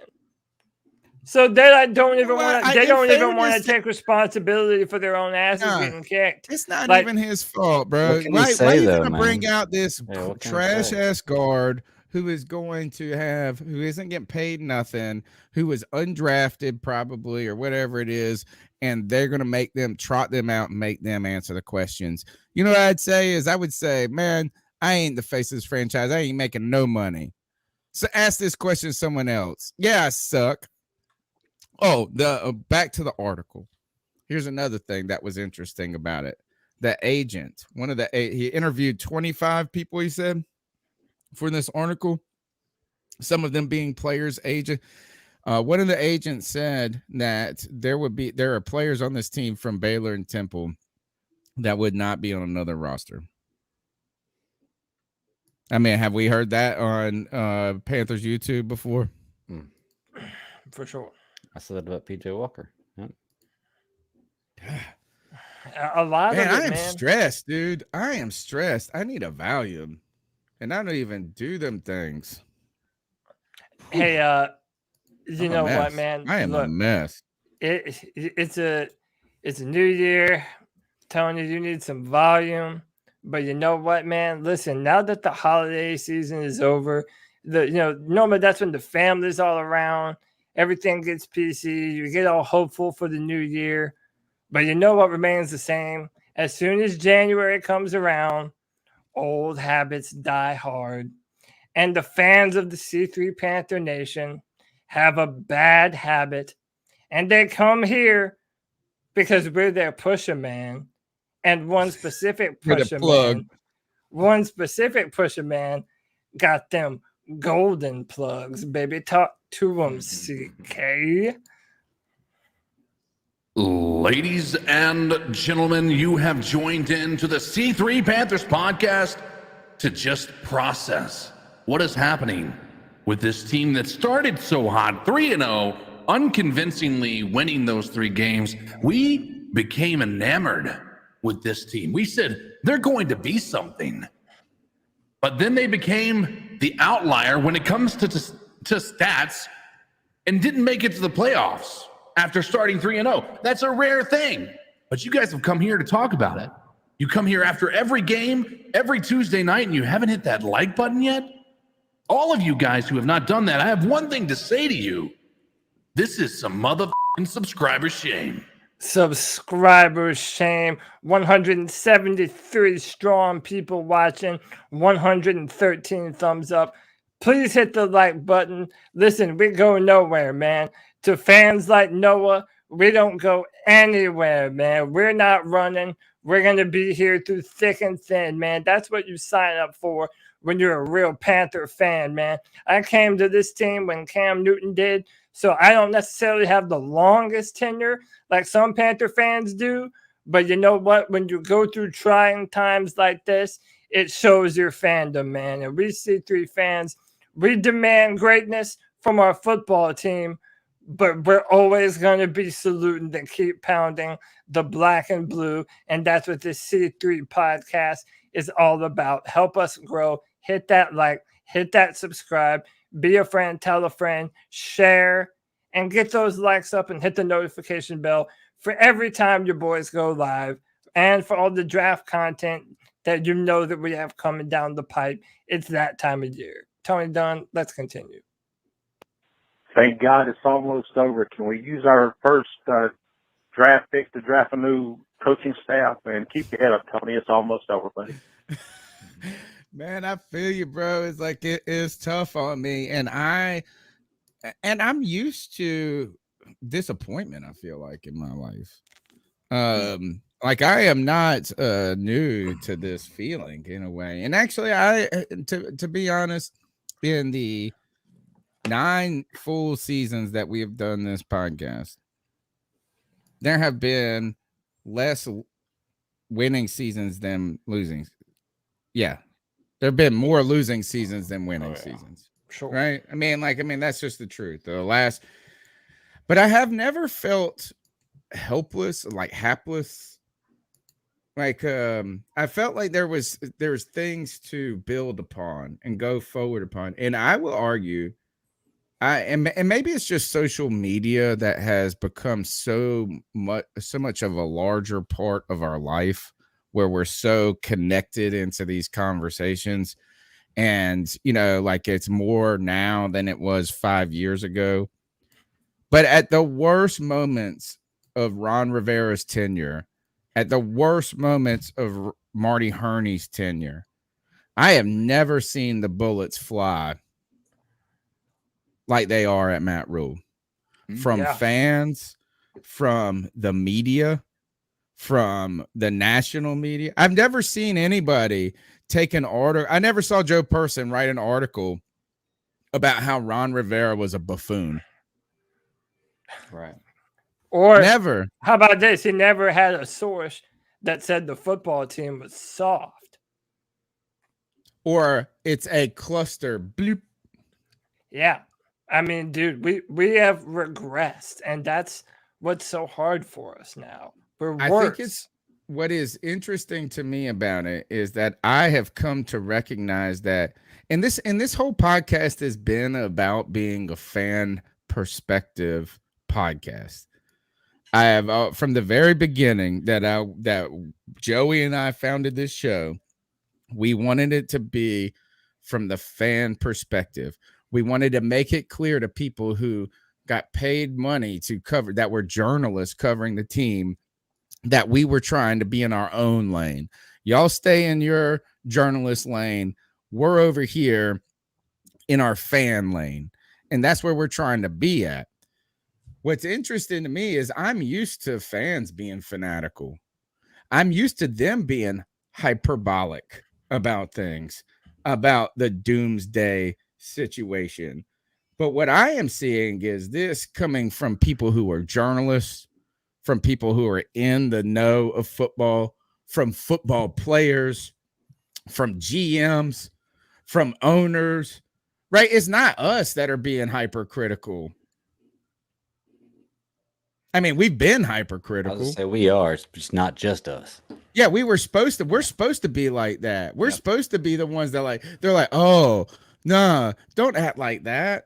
Oh, y'all are too much. Y'all are trying to make it too hot takey. They're supposed to be calming us down.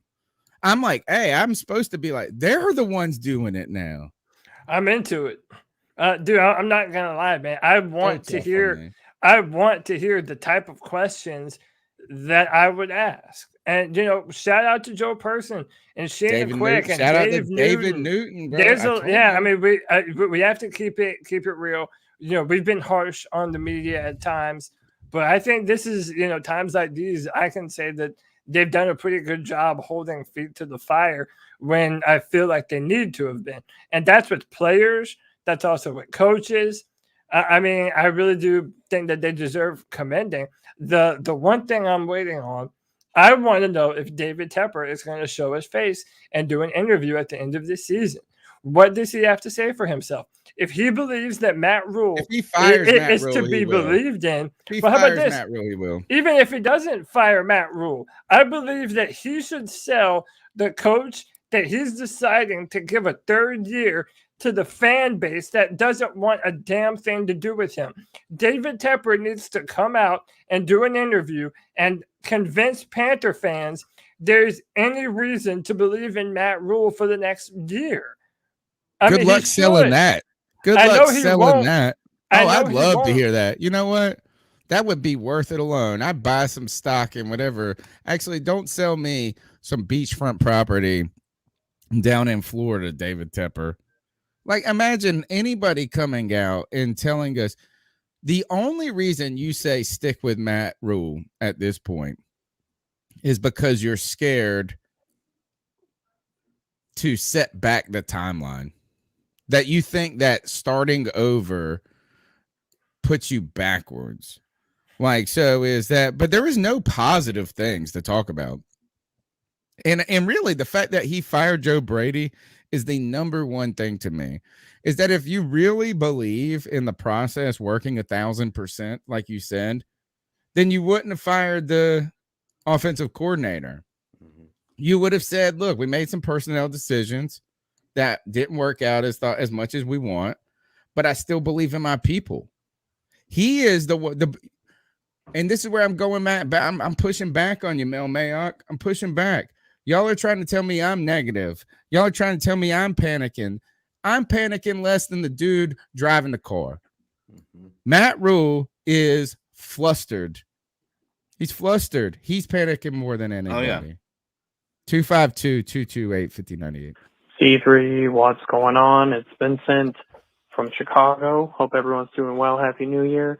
There's about, a chunk of time left in the fourth quarter, but I wanted to call and throw some questions out to the panel. The reason I'm calling while the game's still on, because winning at this point in the season doesn't matter to me with our team and the way this season has kind of gone. Like, if we win out, I don't know, it's kind of like, what's the big deal? Well, yeah, it doesn't matter. I still have the same question as last week. I want everyone to weigh in on just what is our identity as a team. It's definitely not, I don't think it's with Cam. Obviously, Cam didn't play, but the style of play, like we're not going to be looking for a Cam Newton. I think we want something else. So that's what we're going to go for. Thoughts all around on that. If we end up somehow, if we win the game, does that win give us any answers to any of these questions? Like, or even if we lose the game, because the game's still going on, does the performance answer any questions? Did anyone play in a way that made you go, so-and-so? For me, no, really didn't. I was watching the game with Cody for a little while, and we were saying, so it's just like two dumpster fires smacking each other. But that being said, during a dumpster fire, we still don't look well coached. We don't look well prepped. I mean, this game is just a collision, at the line of scrimmage all around, but I still am not happy with how we look management-wise. Like, Rule just always looks unprepared. He always looks lost. Even just that presence on the sideline, I just don't like. And I know the fans, have we really been talking about the coaching? And that's my next question is, as a fan, if the fan was a GM, what would you do with the management of the team? How do you? I would ask Scott Fitterer is what I would turn that into a win for the organization. Really, that's my real question: is how do you turn these events into something good? You have to give Scott Fitterer his job and let him do his job. Would be my first thing. But let's start with the identity of the team, and then move to players. What is the identity? There isn't, and that's the scary part about it for me. Yeah, I agree. There isn't one. I think it was supposed to be the defense, the way it looked like he was building the team to begin with, but it didn't quite work out the way he wanted it to. So I would honestly say there is no identity in this team. Like there's no point that stands out. There's nothing that looks like we're building around at all. They look completely lost. I'm so tired of having a coach whose main priority for their offense is to be just a pounded be a run heavy game. Like I get there's value in that, and there's certain play styles that really benefit that, but I'm just so tired of it, because when you see the most successful teams, they're not just super run heavy teams. Like they have a good run game, but they're not so reliant on that it's their entire identity. Like the people that have won the Super Bowl have been pretty pass heavy over the past few years. I don't even think Rule believed in that when he said it. I promise you, I do not think that Rule believed fully like that that running the rock 30 to 35 times is so important to the winning. Right. I think this is that they were losing at the time and they were not running the ball. So he's like, well, guess what? I mean, running the ball would be all. If running the ball was so important, then you would not build an offensive line of softies. Right. Well, he can't evaluate talent. It's not like we're choosing to do it this way. But Tony, that was another great point. You have to give Scott Fitterer his job. You need to let this man build the roster. You need to let him make final decisions on the draft picks. This man needs to be a general manager. And by the way, I put this out on Twitter. Doesn't Scott Fitterer deserve a little bit of the blame too? Why would you accept a job to become a general manager where you know you're not going to have the final say-so on football decisions? Like, am I wrong in saying that I don't even take that job if it's under that auspice? I don't agree with that. And the reason is that when you go into a job and you're trying to get a job, you don't know what you're fully getting into, right? Like, I mean, you want the job. It's a move up in your career for you. This is a positive move for him to become a general manager, get that on his resume. When you are interviewing among candidates, you don't get to dictate the terms, and you don't get to walk in an interview and be like, well, it's my way or the highway with this. You know what I mean? Like, you can't. What I think would be interesting is that if we could ask Scott Fitterer right now, when you interviewed for the job, did you expect it to be like this when you got the job? I think there is no way in hell that David Tepper didn't make it clear to him that, hey, this head coach that I hired, I brought him on to be the leader of everything on the football team. I think he knew that this I is still what he was believe Matt walking Rule into. didn't like the Fitterer hire. He was not ecstatic about it when it happened. Right. Based on the way things are run in this organization, who's not to say that he wasn't brought in saying, okay, Matt Rule has control right now, but we'd like to flip things around, you know? Which it did feel like a little divide and conquer move. I feel like that Tepper was trying to play somebody off of Rule. Maybe like he felt like, and going back to that article, the criticism about the college coach part was micromanager. And they said that's the problem with Rule a little bit, is he's like trying to do too much. Right. Going back to the identity of the team, I think it's this. You go back to being a two-bit nothing, but don't you ever come back here again, because I'm too old to waste my time trying to train a no-good loser like you bum. Those guys are a bunch of bums. Like a bunch of bombs out here. Like a bunch of bombs out here. Living? It's a waste of life. Living is my favorite one. My man, Rocky asked my man, he said, oh, should I keep on living? He said, it's a waste of life. God. Hey, so you said that Matt Rule, the problem is micromanaging, that he's trying to be too involved, but I thought that he was like, didn't he have a question last week about motivation? He was talking about that not being his job, or he passes that off to somebody else. Maybe he's just focusing on the wrong things. Yeah, I don't know. I mean, one of those things is that, all right, so I don't know. It said that micromanager in the article, and that is maybe he's trying to put his hands in too many things at one time. Okay. Personnel, well, things that don't matter. That's like, what I'm wondering. Maybe he's delegating the wrong things. You know, like it's one thing if you're micromanaging play and technique and things about the football field, but like signing a shirt when walking up to the game, dude, who gives a utter fuck about that, man? That has nothing to do with playing, and you're trying to do something good for your fans. It's like, come on, what, you want them to stiff the fans that have been paying tickets and have them not sign shit on their way in? How stupid, dude.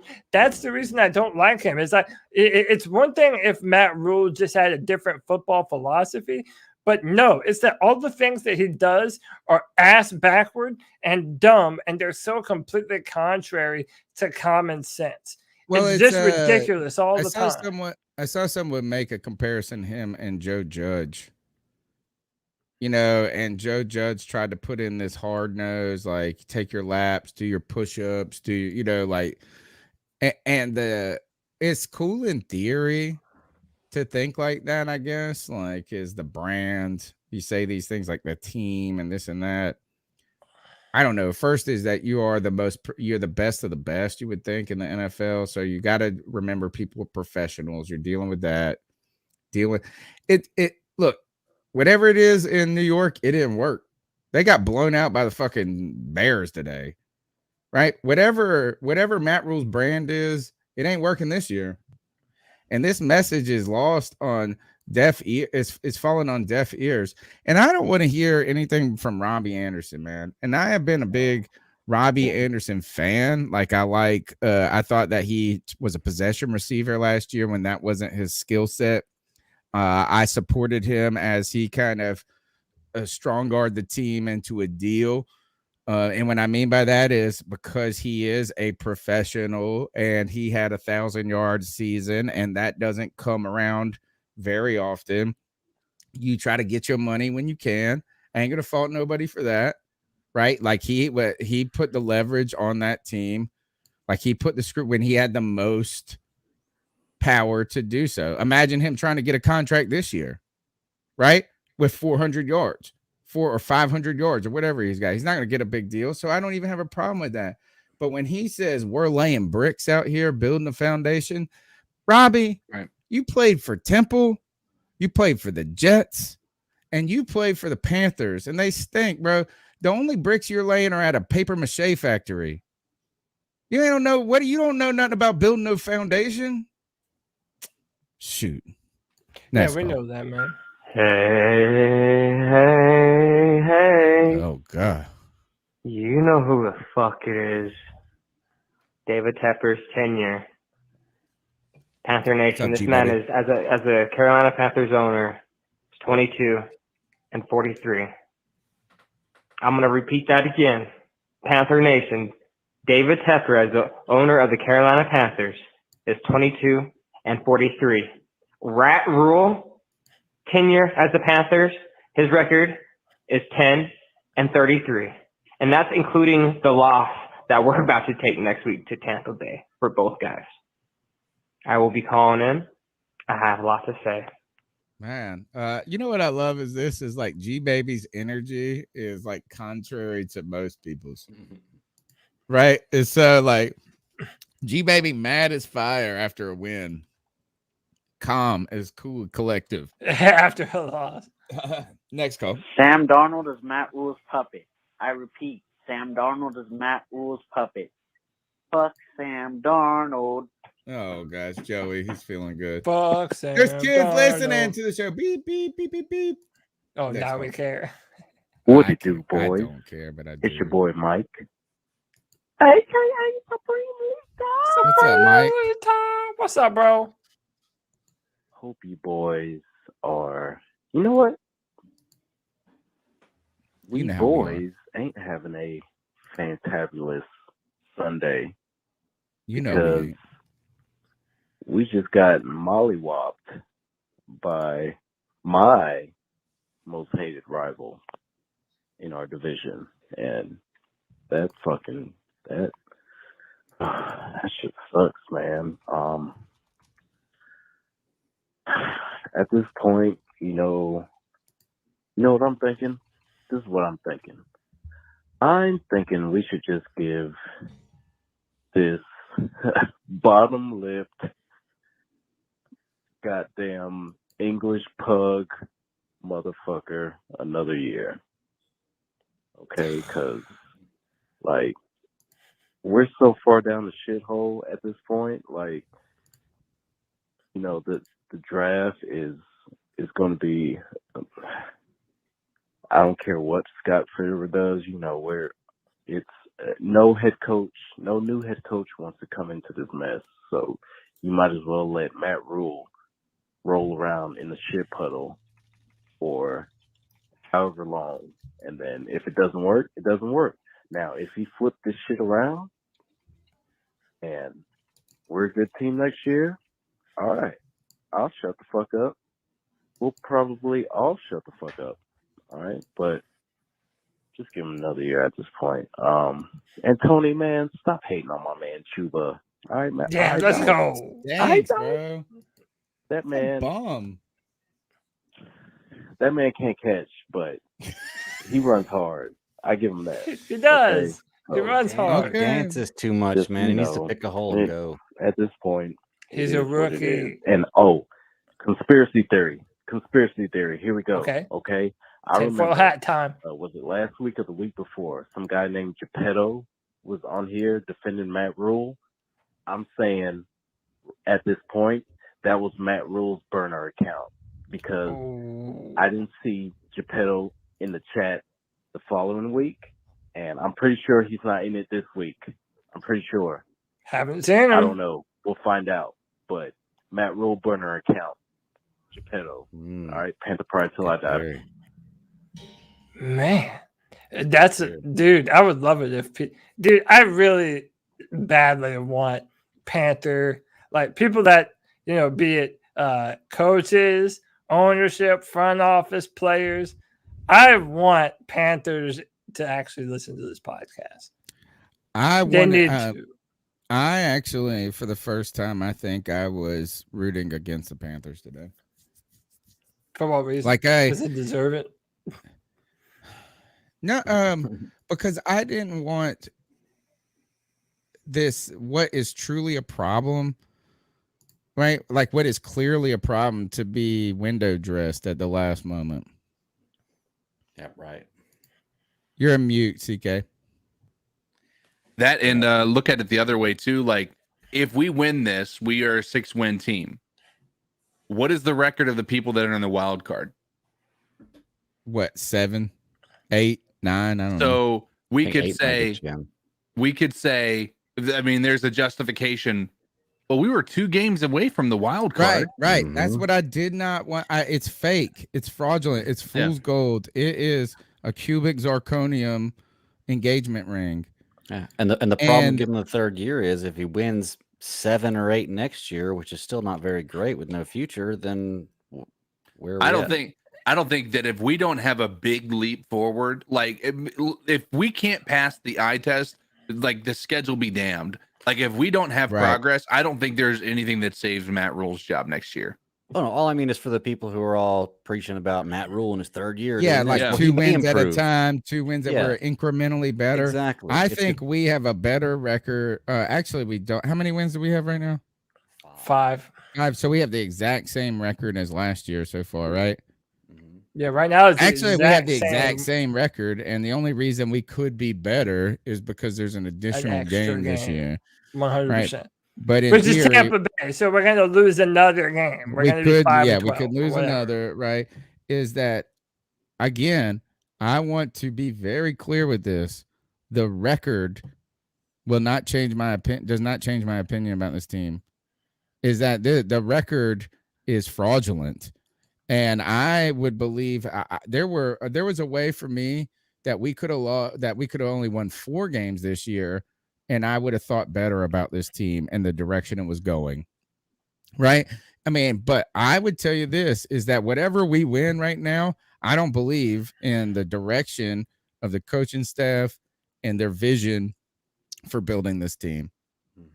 So I don't care I don't even care if we won this game. That's what I'm saying. Even if we won out at this point, I don't know what would have winning this game changed your opinion. If we would have marched down the field, nothing, and gotten that 8-point. By the way, it was a 8-point game. You had to get a touchdown and a 2-point conversion. People were like, oh, there's time. It's like, what do you mean there's time? Ain't no time. Did you see the stat that we have 5 yards of offense up to that point? Yeah. After it was like, it was like, and guess who put that out? Team reporter Darren Gant. God, oh my God, he might not have a job tomorrow after putting that out. If Matt Rule, you better hope that Matt Rule don't pick the media department. Can you do that? God, Like, I wouldn't be. Can you just fire someone, a part of the staff for quoting making a stat? For a legitimate stat? Like, if I was Matt Rule, I would be calling for Dan Gant's job today. If you notice something, you don't see. I mean, you might see Bill Voth do it from time to time, but you don't see the team reporters really shit talking the team, and questioning decision making and things like that. You might see talking about what happened on a play and maybe bad decisions there, but you're not seeing the hard hitting questions coming from the team reporters. So they're just propaganda, really. It's just bad. And I would tell you this is that I don't care. I don't know what winning 3 more games would have really changed about my opinion about this team. And I will go back, and I think I have been on message and on brand for myself on this, is after that Houston game, you guys got mad at me. You remember that Thursday night game? Mm-hmm. And Sam Darnold had this game, and I thought, man, nothing was great about this moment. Nothing was that great. It just felt fraudulent. Right. And they're frauds, dude. There are teams out there that have I bet, are the Eagles better than us? Yes. Read off the other teams that have a similar. I'll go to the next call. Stat Daddy, that's your homework right here. Pull up the teams that have similar records to us, 4, 5, and 6 wins, and tell me who you feel better about, what team and why. We won't go into too much detail, but I don't think I'll be if I was those teams, be that scared of us. Next Jets, Giants, Seattle. Hey, Matt Rule's gonna down this hill, okay? It's your girl Salika. He is gonna die on the What's up, Salika? Sam was throwing 5 yards. His average was 5 yards the whole game, okay? And he can't get in the end zone. He's never been able to get in the end zone. That's always been our problem. The dink and dunk offense. He can't make solid, huge plays. And I think for me, we all knew that the offensive line has been a big problem the whole year, you know. And Right. I know part of it has been the offensive line. Part of it has just been the quarterback play too. But here's the issue I have. The issue that I have more than anything is the amount of favoritism he shows in those press conferences between the two quarterbacks. Like last week, it was we can't have the quarterback turn the ball over and win games. This week is our O-line is so bad he didn't have the protection that he needed, you know, to throw the ball. Well, nothing changed between last week and this week, and unfortunately, I feel like the last 5 or 6 games, the defenses were a bit tougher down the stretch than we had at the beginning of the season. And so I don't understand this guy. And just this amount of favoritism that you're showing is not any good. I can't see how any player, any free agent will want to come to the Carolina Panthers next season, because if they feel like they're going to be shown this level of favoritism between his Temple people and his, Baylor folk, and then they just come in off the street, and then all of a sudden, if I don't do it because I'm not his guy from Temple or from Baylor, or I wasn't his guy, that he's going to treat me favorably. And that may be part of the issue with why, even though they drafted Brady and Brady is much better, is why he's not playing Brady. But hey, I digress. And then the defense was lax again as usual on the defensive side of the ball. They played okay until about the third quarter, and we went down the hill like we usually do. I don't understand how we could just keep going forward with this team like this. But hey, I digress. Shalika, fantastic call. Raises great Fantastic call. And look, it harkens back to the Joe Person article. Something else that we've all been saying for a long time, that Matt Rule plays favorites, that he's, bringing in Temple and Baylor players that don't belong to even be on an NFL team, man. Yeah. And we know this now. We know this. This team has been outright exposed. We've been outright exposed, man. And there's not really too much you can do from here, And then again, Tony's saying, you almost want to root against them. And I feel like a lot of players are feeling that right now, because we're thinking, well, we only have one pick in the top 100 picks of this year's draft. We might as well get a premium player out of this and make it the best pick possible. But again, there isn't a whole lot on this team to actually look forward to when it comes to drafting anyway. There isn't a one player that you can point to that's like, oh, we have to have that one. That's the guy for the Carolina Panthers that's going to change everything for us. And then I'll say one more thing. Another frustrating thing about this draft that a lot of you are going to find out, if you don't know already, in coming months, this upcoming draft is very top heavy at defensive end. There are some really good defensive line players in this draft. And let me tell you, it wouldn't hurt to add some more weight to this offensive line, man. How many times are we seeing opposing running backs bounce it to the outside and our edge defenders can't contain? It's an issue, and it's been an issue. We are not fully equipped to run either a 4-3 or a 3-4 defense. We have no true base defense. That's why, we have Saint season right here saying that our defense isn't that bad, even though it's the best thing on our football team. Yeah. But when you look at all the different offenses they've lost against, dude, it's unacceptable, man. Mm-hmm. But in that who have they stopped? Who have they stopped? Tell me that. In that same vein, the problem with it is, if you look at it, I think it's a direct correlation with their offense. We talked about it, previously, prior to us feeling like our defense was finally exposed. We had this conversation constantly that the reason the defense was having such a hard time, you talk about today, we were able to hold the Saints back until we just couldn't, our offense couldn't give them any time to rest. Like, there's only so much you can do as a defense. But they don't have when your anybody. offense is 3 and out, 3 and out, 3 and out. They don't even have anybody. We're holding back teams that are hobbled. Right. You know what I'm saying? Like, you're holding back a team that has Taysom Hill as their quarterback And don't give me none of Taysom Hill is a good quarterback. He's a I'm not gonna bum. give you that. He's terrible. Like, I mean, they don't have any receivers. I mean, it is like, yeah, we stopped them, but we ain't stopped that. I don't even want to hear it.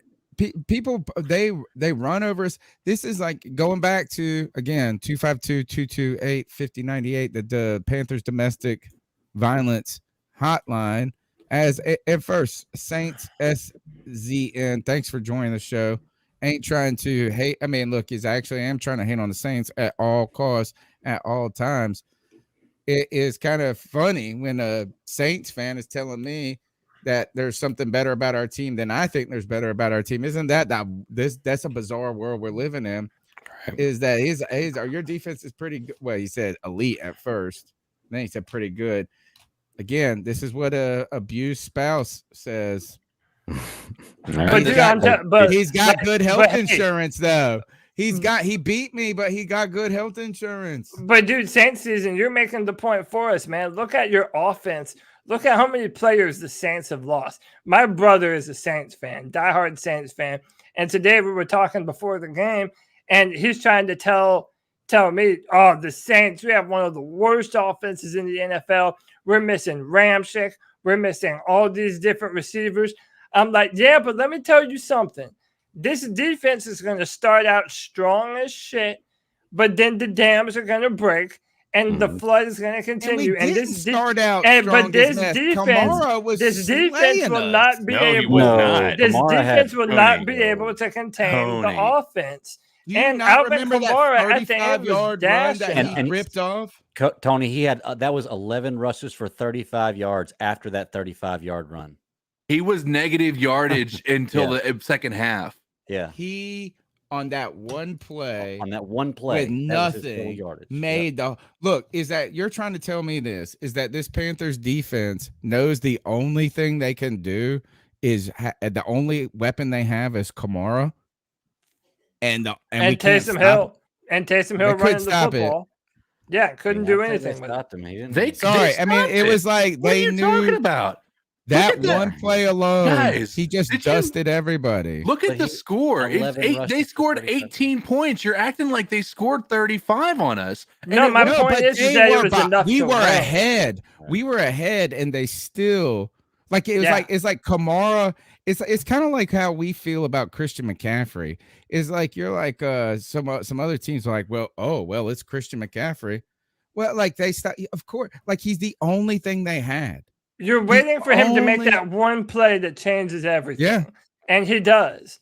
And he does do that. And like that's the point. This defense was always going to start out strong, but then they're going to have to compensate so much for this bullshit offense that even a offense that's only Taysom Hill and Alvin Kamara would inevitably be enough to beat us. Yeah. They could field goal kick us to death, dude. Yeah, death by a thousand that's how it cuts. felt. Like it was.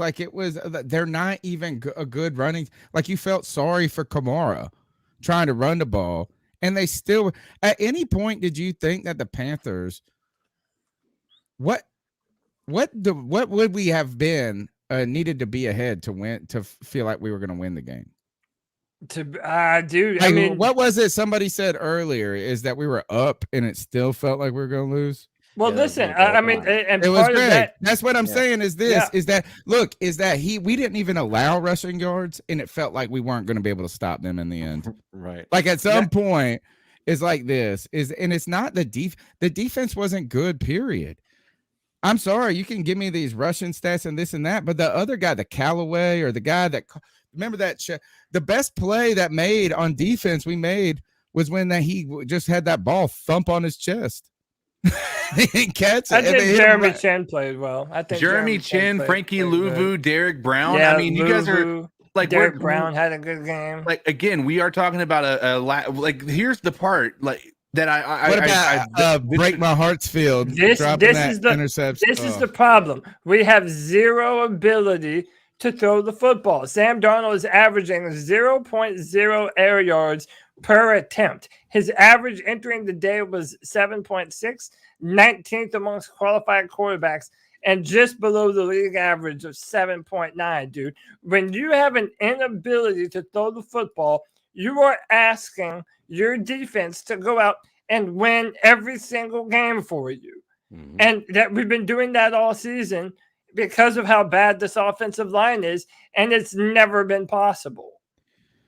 The Saints scored 18 points on a total of 280 yards. And that has a little bit to do with the sack fumble where they got the ball on the other side of the field. Well, where'd they get it? Like how they got it close? at like the 30-yard line. Didn't that only end up being Okay, 3 so they points? get a field goal out of it. Yeah, they got a What field I'm goal out of saying that, is yeah. this is that the Saints are 8-8 with nobody. They won 8 games with nobody on offense. Yeah. And Well, that's not true entirely.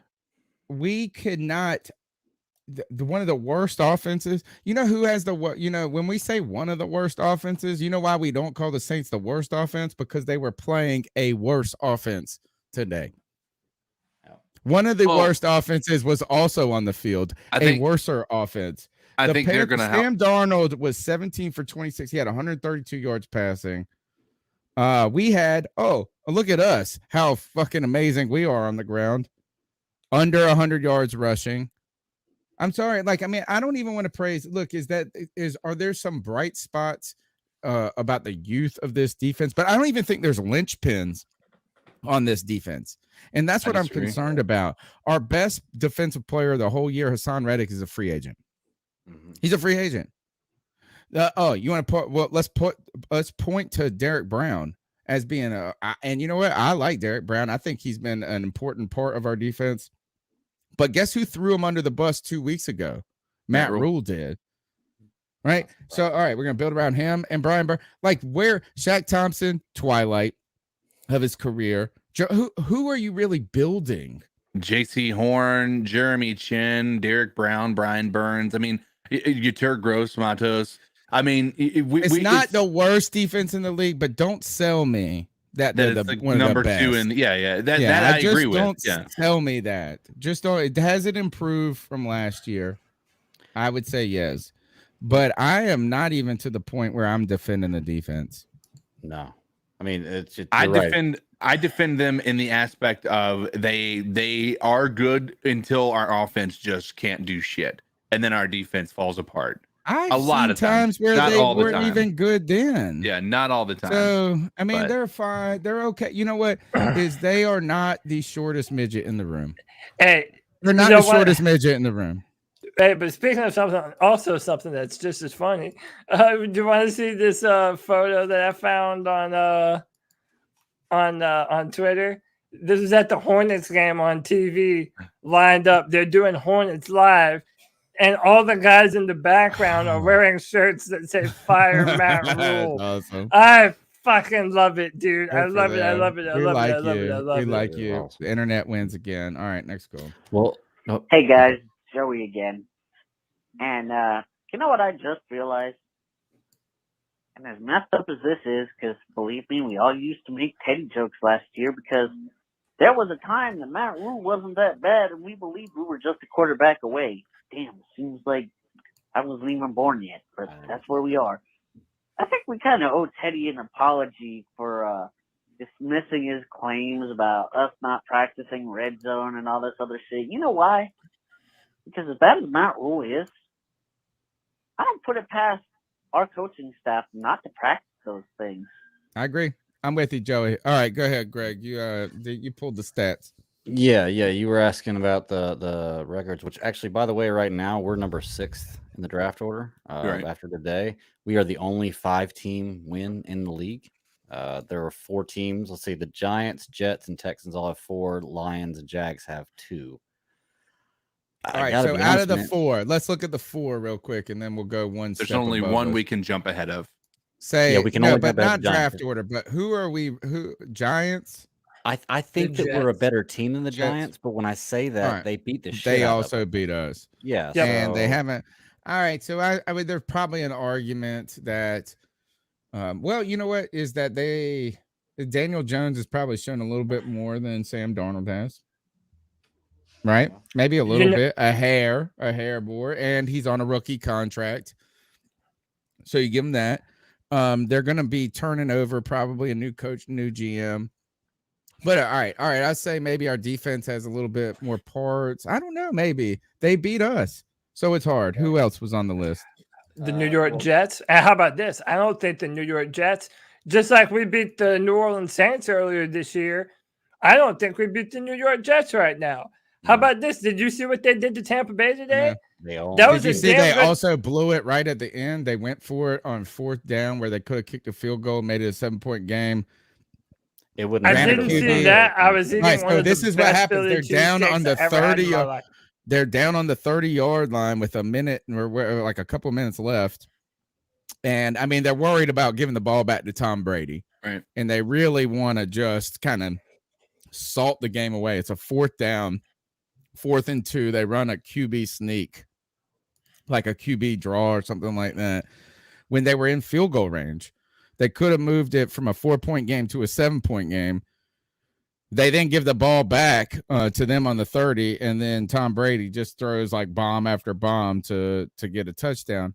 But here's the thing is I'm not even talking about who are we better today than, but like who do you believe more about the future trajectory of their team or what you can build around? I would say this, Robert Saleh is a first-year head coach. So first of all, he's got a similar record to us. He's a first-year head coach. Second, they got the rookie quarterback, right? They've had some problems and some struggles, but they also have multiple first-round draft picks going forward. And our 2nd-round draft pick, which will be a very high one at this point in time. So, And a better quarterback. Zach Wilson has shown more than Sam Darnold this year. They're in a way. Okay, but even I mean, and that's even better. But their future trajectory right now, Better and than that's ours. hard to say for the Jets. All right, so give me another one. Well, let's see the 6-win teams that are above us. No, the Seattle, other Chicago. 4 games. What was the The other other 4 4 ones is Texans. So is the other 4-win team. Dude, Davis I Mills think has they been would win. I balling. think they would beat us now. Poor Oh, David yeah. Culley. Look, Yeah, did they beat us everybody? now. We were leaving those guys for dead. At least they got more spine and backbone. Who's next? They have more fight, yeah. The next are the 6-win teams. I don't think the 2-win teams compare to Detroit and Jacksonville really, but I still think both of those teams are in better position than we are based on where they're at. Detroit has 2 first-round picks going forward and has shown some fight. They've shown They have some fight. good players. They've covered. They've beat the spread more often than any other team in the NFL, which What means about they're these winning 6 close wins? games. These 6, and what I mean Or by they're- this, and really what I'm trying to get to is, if we would have won 7 games with the same exact team, right, and the same kind of cloud hanging over us, what would the number have been that made us feel different about the future? Because I don't think it's 5 wins. I mean, yeah, we're not worse than we were last year, but I feel worse. So who's got 6? The 6-win teams are Seattle, Chicago, Washington. Seattle Okay. might be in a bad spot. Right, because you're worried about Russell Wilson leaving. They don't have a lot of draft equity going forward either. Yeah, so they they're gave away their probably first round to the Jets. they're looking probably for a new head coach. But you know what? I'm not going to feel sorry for teams that have won or fan bases that have won Super Bowls in the recent years. In Chicago, I would be concerned about them, but you could at the very minimum say is that they have what if a fan would say is that Justin Fields Looks promising. could be promising. Yeah, could be. And even though, Well, he he's hasn't shown some played- promise this year too. but today they blew out. This is how bad the Giants are. They got smoked by Chicago and Andy Dalton. Yeah. It wasn't even Justin Fields. So I would actually put us in. That's funny. Isn't it funny that the teams that have one less win than us have more, their fan bases have probably more to think about going forward? Look, the battle for the worst team in football is the battle of the big cats. It's Panthers, it's Lions, and it's Jaguars. Those are the 3 worst teams in the NFL. And I would say at least the Detroit Lions have a coach that at the end of a bad season, they do like and they do, they do believe in. And then the other, we mentioned the Jaguars and the Jets. I know Trevor Lawrence has thrown a ton of interceptions this year, but they have young, talented quarterbacks that are going to get a chance to reset at the end of this year and get better offensive lines. They'll get some better coaches in a lot of those different places. Again, this is not a very it's not a destination, man. If you're talking about coaches or players, you're asking a lot for someone to come here and try and clean things up. You really are, man. Throw enough money out there, somebody's going to come. Yeah, I'm not worried about being a destination when it comes to that. It won't be the person you want. You're right. Right, You're next- right about that. Yeah. Next call. Hey, Matt Rule's gonna down this hill, okay? It's a girl, Salika. He is gonna die on the hill. Hey guys, what's going on? This is Zach Harris from Kannapolis, North Carolina. Hope you're having a good New Year. I really didn't get to watch much of the game today. I was able to listen a little bit on the radio. I had to work today. From what I can see, same old bullshit. Honestly, they only played Cam one play. I thought that was some bullshit. Excuse my language. There's just a lot, man. Hey, it is what it is. I wasn't even looking forward to even watching today. I know that sounds terrible. I just wasn't excited about it at all. But I don't know, man. It is what it is. I do have a question for everybody on your podcast. What do y'all think about Hubbard as the running back? And I hope y'all have a good evening. Peace. Let's do this.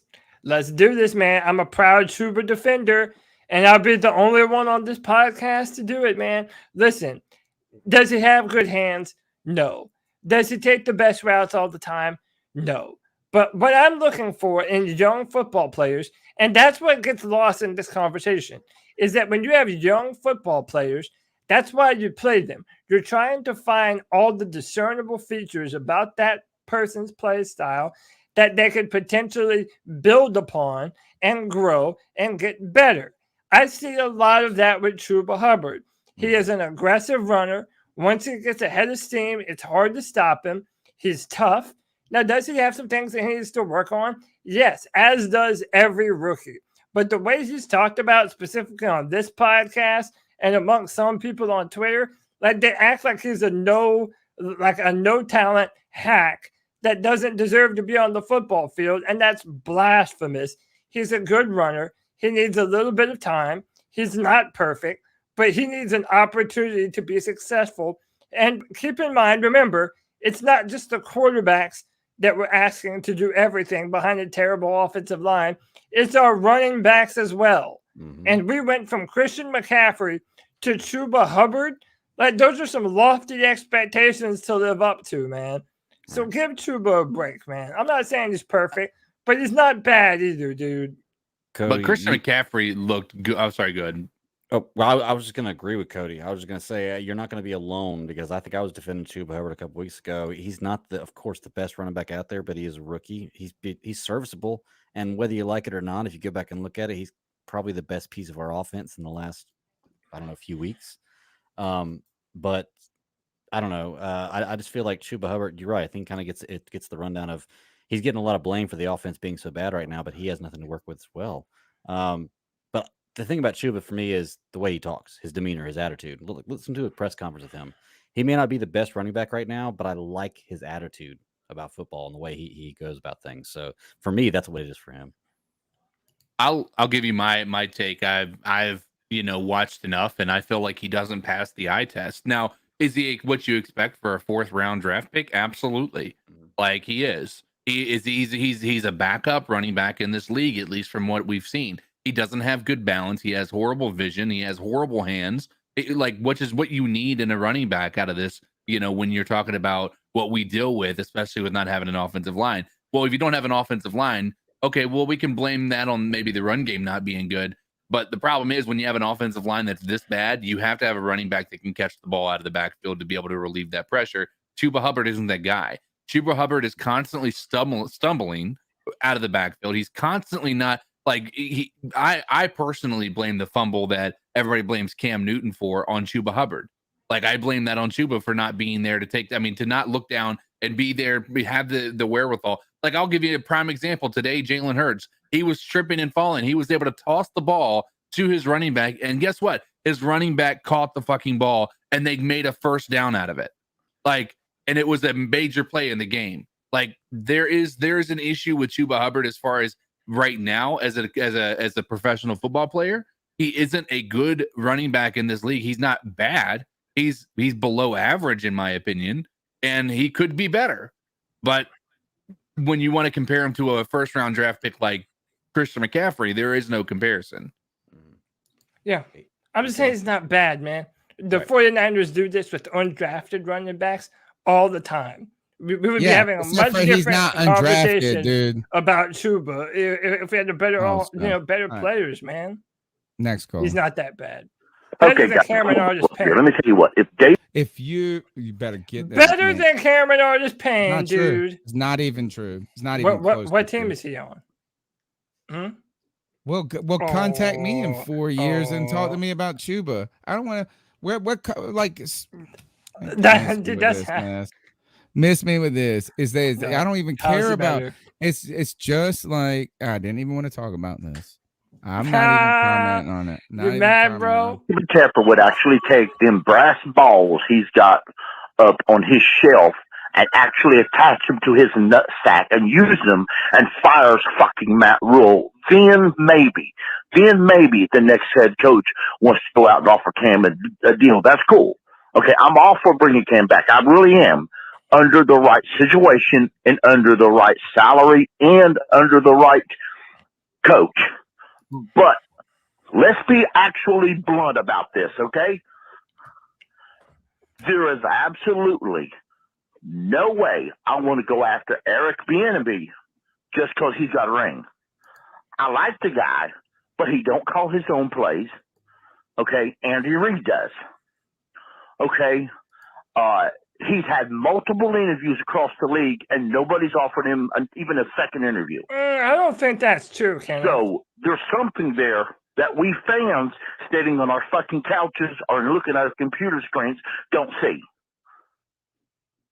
And there's a lot of other guys who are qualified to take that job. Let's go get a defensive coordinator because they damn sure has found success. Y'all have next. Hey, Zay Euling again. It's been a while. I got married and dealing with all that wonderfulness, but still crazy. By the way, that wasn't true, Ken. Yeah, I'm wondering. Sam Darnold, Cam Newton, Teddy Bridgewater, maybe they're all not the problem. It's the coaching staff that built this O-line. That's and I applause. don't know what with the little draft capital we have. What can we do? Nothing. Go get an offensive line, according to Mel Mayo. Best chance is maybe draft back. Hopefully, get 3 picks for our pick. Maybe some future picks as well that are high round, and start building. But it's going to take 2 years to build this offensive line at minimum. Yes. The stupidity of the front office has been going. Just want to hear what you guys think about that, and then also, do you guys see Antonio Brown and his meltdown? Holy hell! Well, that's all I got. It's crazy. It's crazy. That Antonio Brown joint is an example of why CTE is real. CTE is real. And I'm going to go back to this. This is all I got to say about Chuba Hubbard. Oh, Lord. I touched the nerve with Cameron Artis-Payne. It's the same thing I think about Terrace Marshall Jr.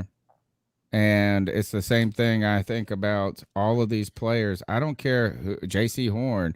You can name me all of these great players, but the offensive line is so offensive. That's on the staff.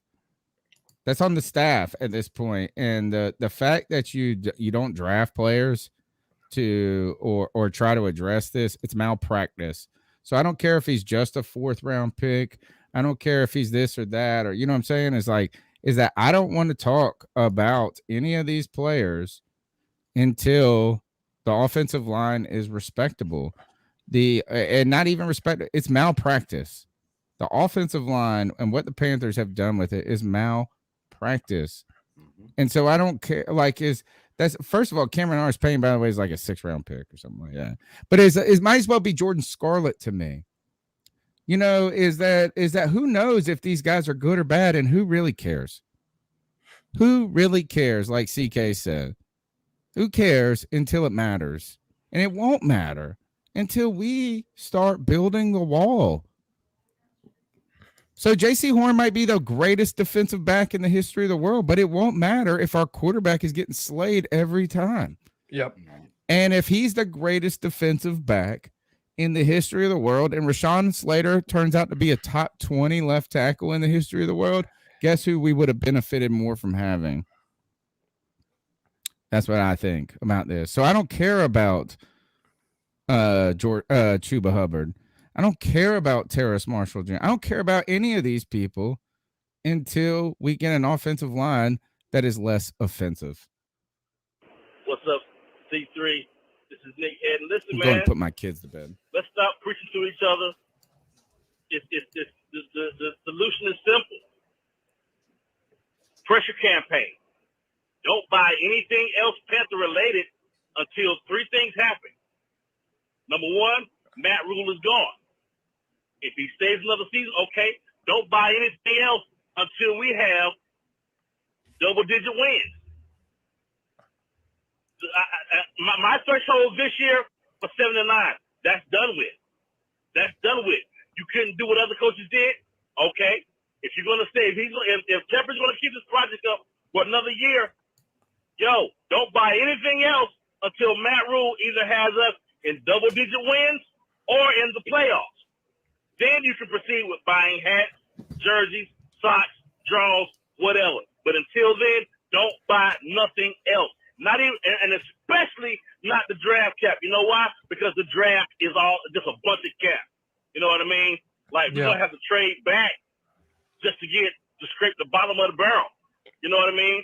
And don't be confused if he spends that number one on the quarterback, because he may do that to try to save his job. Because what he thinks is the way some of these fan base works, he feel like, okay, well, we got to be patient with the new guy. No, we don't. No, we don't. Keep your pressure up and don't buy nothing until we see those results. Y'all keep pounding. Peace. Keep pounding. I love the message, dude. Yeah. You do not support a losing organization, man. That shows people it has to hurt them in their pockets. Going back to the point Tony made earlier, what's going to be more expensive? Cutting bait and paying to get rid of your terrible mistake of a head coach that you hired, or losing your fan base at a time when you're trying to build a brand new facility, and you are building a brand new facility in Rock Hill, South Carolina. You want fans to be a part of it and to be excited about the football team. You have to give them something. You have to. Yeah. So, I love that call, man. Money talks. Quit paying, quit going to games until you see a football team that is worthy of you cheering for them, man. That doesn't make you a bad fan. Do you know how empty the Cincinnati Bengals stadium was just a few seasons ago? Let me tell you, that's not the case right now. That's the perfect example of how a football team can be one of the worst teams in football and then actually understand that they need to rebuild their football team and do it correctly. Look at what they're doing with Joe Burrow and Jamar Chase and T. Higgins and Joe Mixon. Like, that's what it can look like. The Panthers have to do it correctly. Next call. Hey, guys. Chuck from Elizabeth City, a.k.a. Carolina Force guy. You know, guys, the boys had me wrapped up into thinking we win today because the Saints' abysmal offense. And for a while, we looked okay. But, man, Matt Rule cannot coach. When we needed defense to come through, they looked okay. And then when we really needed them at the end, they couldn't. And Darnold's fumble, of course, that was key. Fumbling the ball, gave up a field goal. That kicker, wasn't Gonzalez, this other guy, couldn't come through and make one. It kind of cost us. And poor Cam, of course, kind of getting nicked up, not being able to play. But I'm going to tell you something that's kind of non-related. I have a good buddy, and him and his wife split up, and he's a diehard Panther fan. He's got custody of his little boy. And what really sucks is he's over this wife he's got. She started dating a guy who's a Tom Brady Tampa Bay fan. He wears it everywhere he goes. And this guy's been crossing the boundaries with his kid and everything. And now his 5-year-old son comes home and says, Dad, I'm not a Carolina fan anymore. I'm a Tom Brady Tampa Bay fan because of this guy. So I told him, because I'm a little fired up. I'm not a smoker. If I see this guy in public, I'm going to take a cigarette from somebody I don't even smoke, and I'm going to put it out his forehead. You don't do that to young up-and-coming Panther fans. It just irks my nerves, and I'm glad it's not my kid, because I'd be livid. I'd be beating on somebody's door. But anyway, getting back to the game, guys, we find a way every week to lose. And it's like watching a bad car wreck. And we'll lose next week, too. And, Matt Rule's got to go. He's got to go.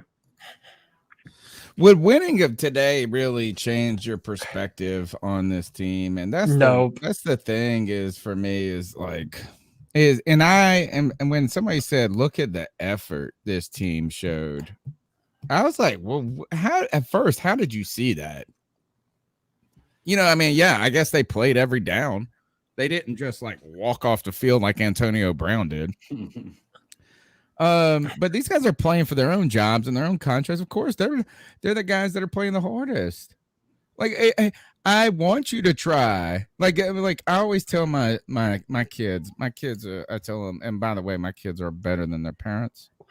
Look, I went to go put my girls to bed real quick. My wife's out of town. They start school back tomorrow, and my girls put themselves to bed. Nice. How about that? 10 and 8, they put themselves to bed. How about that? They are good kids, man. They're already asleep. They're already in bed. But they're ready for school. I tell them the Dunn family motto is do more than the least. Do more than the least in life. Like, I don't praise people for doing what they're supposed to do. So, like, is by saying, look at the effort. You're supposed to give effort. You're supposed to. And so, I praise you for not quitting. But come on. Like, what the hell? I don't even know what to say. Next call. Hey, what's up, C3? This is the man that was here. I hope y'all doing all right. Have a happy new year. The man, what's up? Help, so it started out. But, hey, man, look, I don't know. Y'all talking about.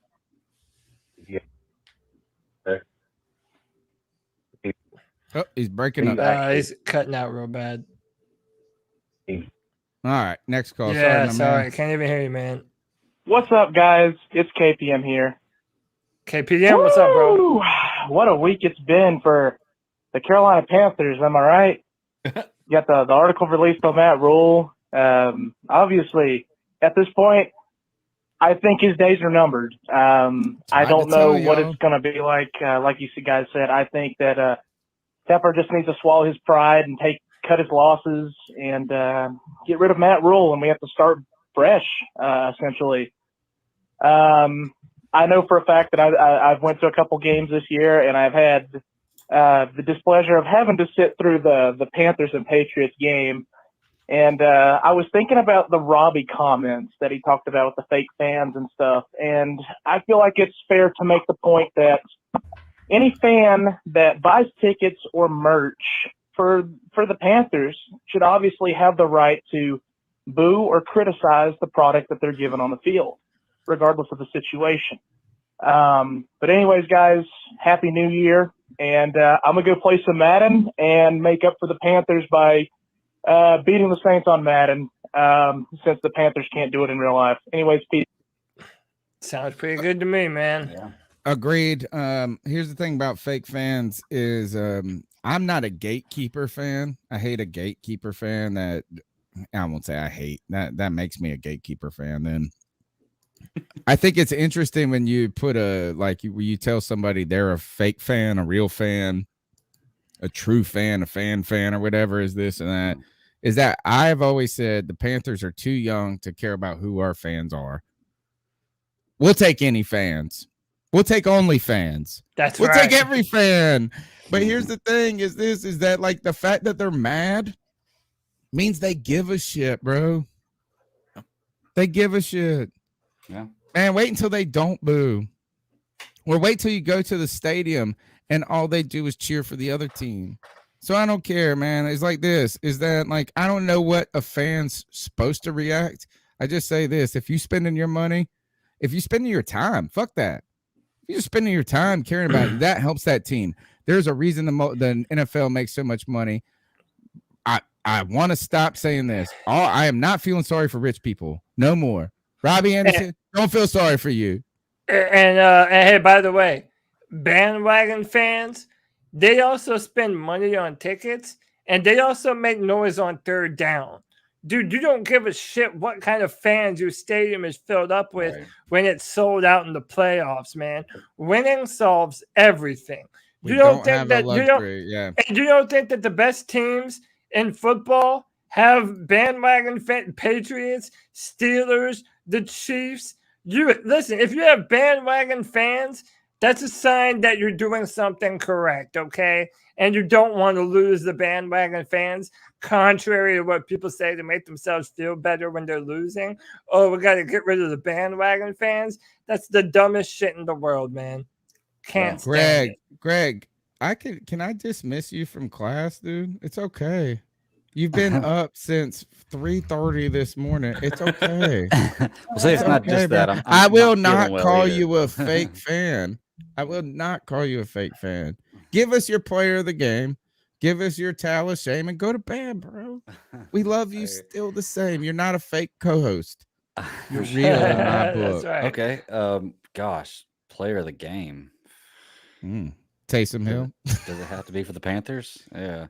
No, I don't know. John Madden? I don't know. Yeah. I'm gonna give no player of the game because nobody look, they said in this game it was a battle of defenses. No, this was a battle of two really horrible offenses, is what it was. So I don't think anybody should deserve a player of the game. And towel of shame, low-hanging fruit, Matt Rule. He's gonna get that until he's gone, I think. It's kind of like it's gonna be a cape for him. Permanent towel of shame. Greg, Greg works for the government. You damn socialist. You're in the military. You're in the military. You're living off the taxpayer tit. Nah, I'm with you, bro. Thank you for your service in the military first. Second, in the greatest institution in American history, the United States Postal Service. Thank you for that. And for the third greatest institution in American history, the C3 Panthers Podcast. Thank you, Greg, for your service. Hey, man. Thanks, sir. Hey, all right, check him out. Super Civil Service Podcast. I watched Avengers. We went back Captain America Civil War. My kid. We're about to watch all the Spider-Mans in prep for us watching the new one. So I've been thinking about you, Greg. Get some rest, bro. Yeah, man. And keep pounding. Yes, I do think that there's something to be said. Did Matt Rule lose his kind of zest, his mojo when he stopped wearing that smock? I think that might be it, is that he went to the sweatshirt hoodie game.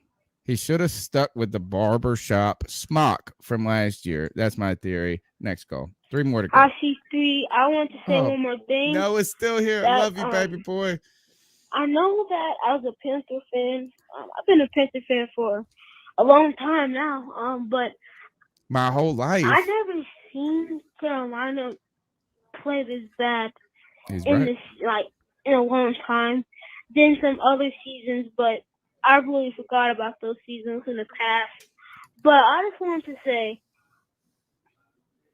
we have to order get rid of this problem, we have to get rid of what's his name? Matt Fool. We have to get rid of him. I love this guy. And the crazy thing about it is he always has an excuse. He always put it on the players. He put it on players like Cam, DJ, and all these other players. But he never looked back at himself and like, if I'm doing the wrong thing, it's something I have to change. And David Tepper is even more stupid. Like, how you see we're losing all these games, but you still have the problem is still on the team. Like, Matt Rule is the problem. And the thing about it is, I think was like Cody and y'all said earlier, if Matt Rule leaves, all of the other people that's with Matt Rule is going to leave. And then what we have, really nothing. And But we might I have just an say, I opportunity. don't even think Sam is a problem even more. I think Sam was just put in a very bad predicament. And that's all I think I have to say. And y'all have to do all that. I just love being a C3 fan, and y'all keep pounding and do the great work. Keep pounding. No, we still want to send Keep you pounding, man. We want to send you some swag, but I understand. Look, you're a real fan. I'm gonna put that a gatekeeper right here. But not only are you a real fan, I think you are the next generation of C3. You are going to be the person that we pass the microphone to one day. I promise you that. Yep. Like, you are going to be part of this podcast, I hope. The other thing is, we are now starting a campaign for Noah to get to talk to David Tepper. Like in his 2 calls right here. His 2 calls, we could give those calls to David Tepper right here and say, please explain to me how my man got it wrong. Because Noah got it right. Hey, this comment from earlier, maybe if we got his permission somehow, he said about his first call, keep that recording and post it as a standalone post and just put it up there and let everyone in Panther Nation hear how kids are feeling about the Carolina Panthers, man, that you have to give them some hope. Noah, we love you, brother. Whenever Noah calls in, the chat room always lights up with, man, this kid understands. He knows what he's talking about, man. This kid is on to something. Noah has a great mind for this, man. He gets is on, like, he's got the North Star in focus. Like, your parent, first of all, we're going to congratulate, just like my kids put themselves to bed, I'm going to congratulate your parents for raising a beautiful, beautiful football fan. Because that kid is smart as a mug. I'm telling you, he knows how to he's got his finger on the pulse of the Panthers, of the organization. Go ahead, bring him in, let him run the joint. I'm telling you, we make Cody the GM, we'll make Noah the coach, and we'll make CK the new play-by-play guy. And I don't know what I'll be. I guess I'll just be on this YouTube game still. Next call. Gentlemen, Happy New Year to you. Happy New Year. And I have a question for you. Georgia, Alabama. I want to hear from Cody, Tony, and Code Diesel, and the Bat Daddy 52. Tell me, who is your pick to win the national championship game? And do you think the Carolina Panthers could defeat either Georgia or Alabama? That's a fantastic call, man. Dude, that's awesome. Yeah, how about this? I think Alabama's going to win. I think Alabama's going to win because why wouldn't Alabama win? That's what they do. I think they always have a ton of good football players. They're a well-prepared football team, and I'm willing to bet that they're more prepared than the Carolina Panthers. I wouldn't put it past them. And by the way, I never trust a Georgia football team. I'm sorry, I just don't. I don't care if it's the Falcons. I don't care if it's the Bulldogs, the Yellow Jackets. If you're a Georgia football team from anywhere in that state, you are doomed to choke on the biggest stages imaginable. I would never pick the Bulldogs to beat Alabama. Sadly enough, I think the Crimson Tide is once again going to be national champions. No other way From about the it. mouth of babes. From the mouth of babes. My entire wife's side of their family. My wife was born in Athens. My in-laws my wife's grandfather taught at UGA for 42 years. Both of her parents are Georgia alum. They were there in college. My father-in-law was in college when they won the national championship with Herschel Walker. I think Georgia gets it done. And I think it's going to be tough. I think that Georgia had to they got punched in their face in that last Alabama game and they got humbled, particularly their defense. And that defense is doggish, bro. It's a dog defense. And so I think that they're going to come back and respond.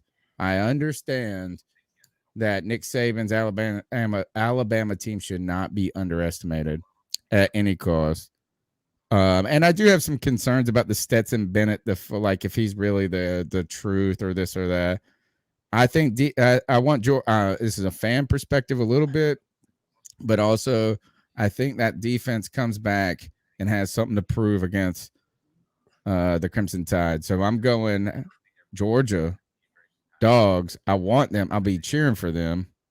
I hope they win. And I don't think we could beat either of those teams. Yeah, definitely not. Dizzle, you have a opinion one way or the other? Listen, I'm not a big follower of college ball, if I'm being quite frank with you guys, but I'll just say don't bet against Alabama. I know. I'm going to bet against them 100%. I'm going to go Georgia. Yeah, I'm going to go Georgia just because, Georgia hasn't had a title since I remember 1981. Yeah, since 1981. I'm ready to see a changing of the guard, if you will. And Nick Saban's had quite a run. I think it's time to dethrone the king. You're all going to have to learn the hard way. Nah, he's legit. Like, I respect him, man. I respect him.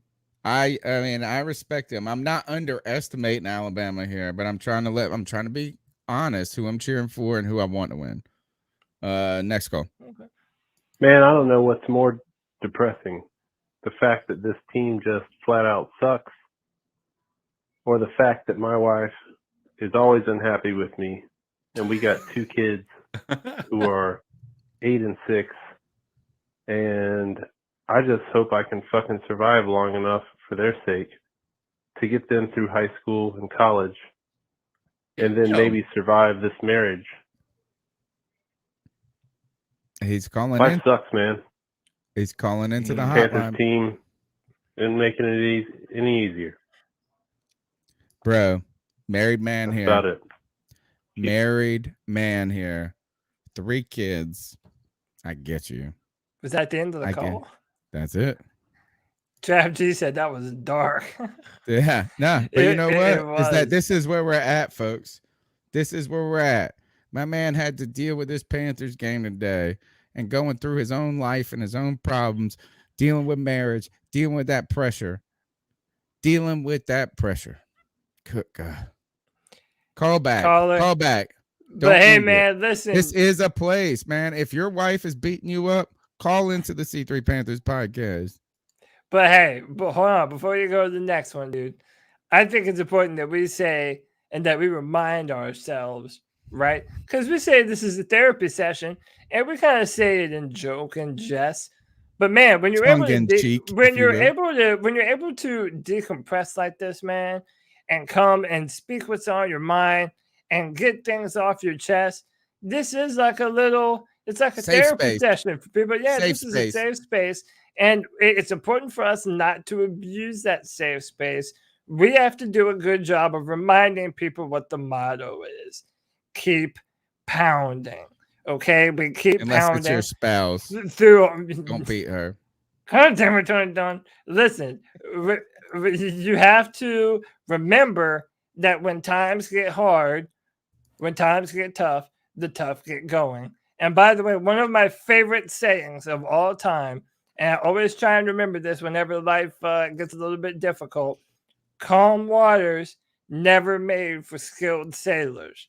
Okay? Sometimes you have to go through the storm, my brother. You got to ride the waves. The lightning has to be crashing all around you. You got water on the deck wanting to throw you overboard. But hang on, brother. Keep sailing. Get to the other end. And the sun's going to come out, man. Keep pounding. It's going to be all right. We're going to be all right, man. Listen to some Kendrick Lamar. We're going to be all right. We're going to be all right. We're going to be all right. Can you hear me? Can you feel me? We're going to be all right. That's us. The man that was here brings up a good point. He says, Tony, it's not that hard. You got, he says you teach. You got a job is what he means. You're married. You got 3 kids. They're all healthy. He's implied to. And you still have hair. So this is the brighter side of this. Like, cause remember, this is even in the darkest days. You got to remember, there's something to be happy about. There's something to be like positive about. And for us at this point is that when it comes to the Panthers, you know what? We're still going to be here next week.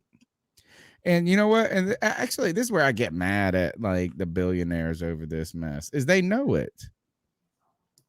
They know that we're going to keep doing the podcast, and they know that they're like, so I don't feel sorry for Matt Rule. I don't feel sorry for him. Check his bank account. Check his bank account. When you start to feel sorry about how people talk about them, just look at the bank account. Next call. Hey guys, man, it was here. I dropped my first call. What's going on? Hope you can hear this one. Oh, yeah, man. Perfect. Yeah, Happy New Year to y'all. Happy New Year, brother. Blessings to everybody. But yeah, it don't matter who you put behind that O-line. Rodgers, Brady, Manning. They're gonna be hating life. I don't know. I mean, it might make a little bit of difference because they actually fucking know how to read defense. Right. They can check out of plays and all it, call 2 or 3 different plays at the line. It would help some. And I've never seen a Panther quarterback do that. Fucking never. I mean, maybe those guys are special, but there's nothing. I mean, they were their own offensive coordinators, man. There's no fire in nobody's ass. I don't see quarterbacks getting the O-line's ass. I don't see nobody chewing each other's ass. Maybe it happens, and they just don't show it. But I don't know, man. There's no heart in this team. There's no heart. No heart, no grit, not a goddamn thing. Love y'all. Keep pounding. This is why we miss Ron Rivera, man. Or this is why I miss Ron Rivera. And I'm not saying he's the answer to take us to the next level, the next problem. Like, is that, you know what? Ron Rivera's tougher. I said it earlier in the season. Who got the better halftime speech? Ron Rivera and Matt Fool. I promise you, as Ron Rivera. You know, like, I mean, is that this? At the end of the day, is Ron Rivera's team, no matter, even if they had this offensive line, they wouldn't be beaten like bitches up in this point. They would not be beaten like this. They look beaten. They don't look like tough. They wouldn't be turning on each other.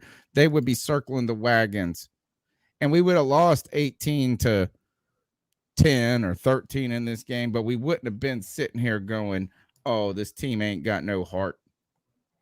We wouldn't be calling Ron Rivera Ron Drool. I had never called Ron Rivera a name.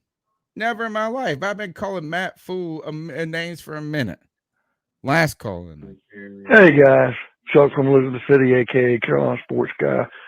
You know, I've been sitting here thinking, and I actually did a video on this on my YouTube channel.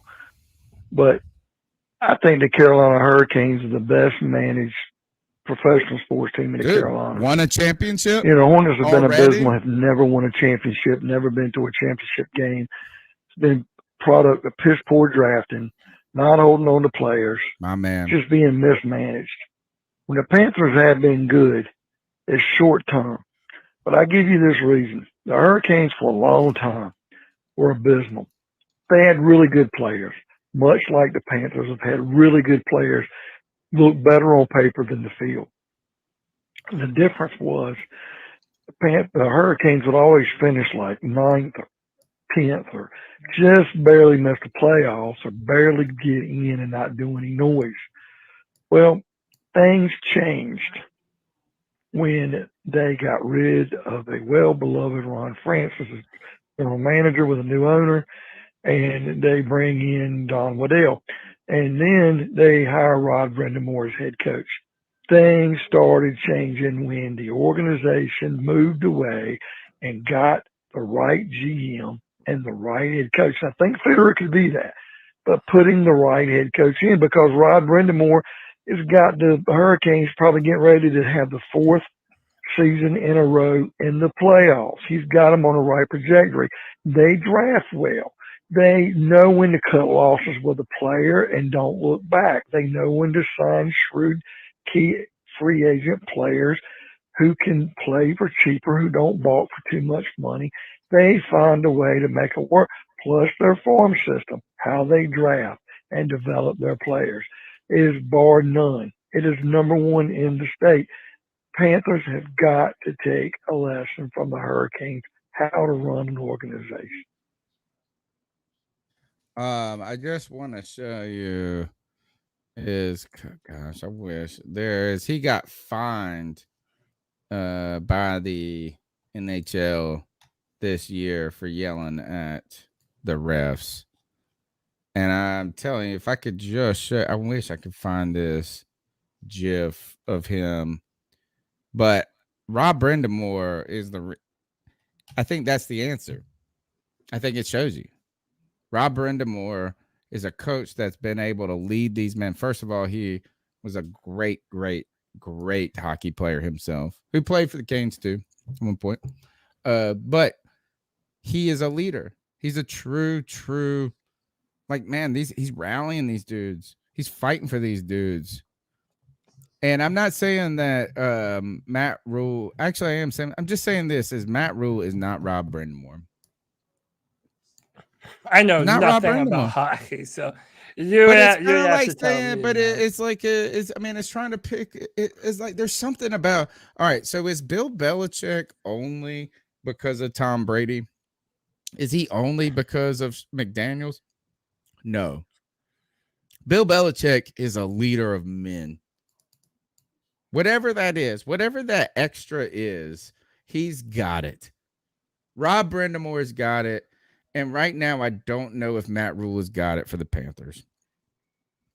But easily the Carolina Hurricanes are the best sports franchise in North Carolina. They've won a championship in what is arguably one of the hardest sports to win a championship in. And they're young. They're a young franchise that doesn't have a lot of the history, the money, this and that, and they've done it. Like you said, it's the right way. Like, is really, if you want to be excited, folks, about, like, if you're trying to find something to distract you from this, is get on that Hurricanes joint. The Mugs are tough, and I was a little worried, Chuck, about the turnover from this past year with the goalies, this and that. I was a little worried about the way the team is, but you know what? They were soft last year. It turns out they were too finesse last year, and they got tougher. And the Panthers are going to have to get tougher. And I just don't know if Matt Rule is the guy to do it. So, show went way longer. Show went way longer than I expected it to. Panther fans, after today, I think it was a come to Jesus moment for Panther fans. I really do believe this is that last week, I feel like after the game, people were just disheartened. You know, is that maybe it was because it was the holiday season. We were wrapped up in Christmas and things like that. But today, I think the fact is I don't think that Matt Rule's team, we needed Matt Rule's team to come out and do something big time today to dispute the reports that came out this past week. And they didn't. And I don't know if they could have. And yeah, it might be circumstances. And look, does he have the best circumstances? No. But I think he made the bed that he's laying in a lot of. I truly think if the problems are quarterback, offensive line, he is responsible for this. Should have stuck with Teddy. Should have invested in the offensive line. And should have looked towards quarterback next year. And I said this 2 weeks ago, Cody, is that he sold us a bill of we're building for the future, but then he didn't listen to his own advice. He cast off all his assets. He tried to win now. He has been flailing every way he can think of. He's struggling to tread water at this point. I don't have a lot of belief in his vision. I don't see a vision, and it's not this year that's the problem. It's next year and beyond that I'm concerned about. And I think there is no one cohesive vision amongst any of our decision makers. As much as they present this image to you whenever the Panthers release a Panthers confidential video, that they're all on the same page. They're talking. They're communicating. Yeah, they might communicate with each other, but I don't think there's a lot of agreeing going on between them. I think a few things that have been done to Matt Rule. I think specifically Cam Newton. I think David Tepper told Matt Rule and Fitterer that we're going to be bringing in Cam Newton, and you really have no choice. I think seeing how Cam Newton was handled by Matt Rule lends evidence to that theory. I'm also thinking that Scott Fitterer, I'm thinking about him more and more, just seeing and thinking what role does he actually have as a Carolina Panthers GM? If he's not the one truly making decisions about what the Carolina Panthers are doing from a football move perspective, then I don't really know what ultimate good he is doing for the Carolina Panthers. I think there's a lot of big time egos that are moving in different directions. And if that's ever going to be fixed, we need them to have a comprehensive, common sense plan on how to fix all the biggest holes on our football team. And everyone's going to have to grow and change in ways that we don't think that they can. David Tepper should rip the Band-Aid off and fire Matt Rule now. Will he? I don't think he will. I think his ego is too big. Will Matt Rule decide to not just play Temple and Baylor players? I don't think so. I think he likes building the football team the way he likes it. So it's rough, man. The Panthers are probably going to get slapped by the Tampa Bay Buccaneers in Tampa, and we're going to lose out the rest of the season, man. And we have a long off season in front of us. What did I say? Do you remember a few weeks ago, or not even a few weeks ago? It was when we brought in Cam after the Arizona. I said the over-under is 1.5. Remember I kept saying that, the over-under for the rest of the season? People are like, if we went out, I don't think we've won a game since. We haven't won a game since Arizona. Nope. So, and we shouldn't win against Tampa. And if we do, it's probably more embarrassing for them than it is in a statement about us. Antonio Brown will be going crazy wherever he's at, poor guy.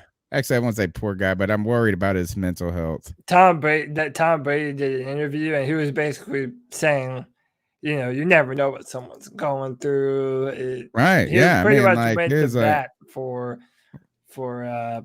AB. He cares about AB for some reason. He's cared about AB, and I do think it's some CTE related issues, and I don't think that's the only thing. But I think CTE is probably one of those things. If you suffer from depression already, or when it exacerbates it, probably. So anyway, I was a little surprised at how angry I got in this post-game show, because I was not like this as I was watching the game. I was watching the game. I was with my buddy hanging out, and I didn't really think we were going to do much otherwise, but post-game brought the best out of me. So thank you for my co-host, Cody Lashney. Thank you, Clutch K-Man. Look at that. The last minute. Look at that. The love bomb, the super chat, and the end. I appreciate all the Panthers content. I hope things turn around ASAP. Keep pounding. I appreciate that support right at the end, man. But I appreciate all the people that have been hanging out here. Danielle, Shane, Jeremiah, Paul, Hugo. The names go on and on, from all the callers to Noah, to Chuck. Everybody that called in tonight, everybody that's listened, that hung out at any moment for 1 second, 2 seconds, 2 hours. We appreciate you. We're going to lock arms. We're going to get through this together. We're going to keep doing this podcast no matter what, bro, because that's what true fans do, I guess. Nah, man, we ain't got no decision. We ain't got no choice. We're in this to win this, folks. And that means each and every week we come here Tuesday nights, 9 p.m. for the C3 Panthers podcast. For the post-game show, you can call in at 252-228-5098. Smash the thumbs up button. Subscribe. My player of the game goes to, I'm going to give it to Chuba Hubbard for that run. Oh, actually, no, I'm gonna give it to Yeah. Terrace Marshall Jr. Ah, TMJ. you were about to I give Chuba some love. I saw TMJ, man. I got the lockjaw for a second. The TMJ. I didn't even know who this man was. And then he was there. He got 2 catches this season. 4 catches, 6 catches. I don't know. Who the hell do you even compliment in this? It's hard to think of someone. Maybe that's it. That's it. Towel of shame for me goes to I'm gonna boo that John Miller man. Boo that John Miller man. That's it. I think my player of the game, it's going to be Jeremy Chin.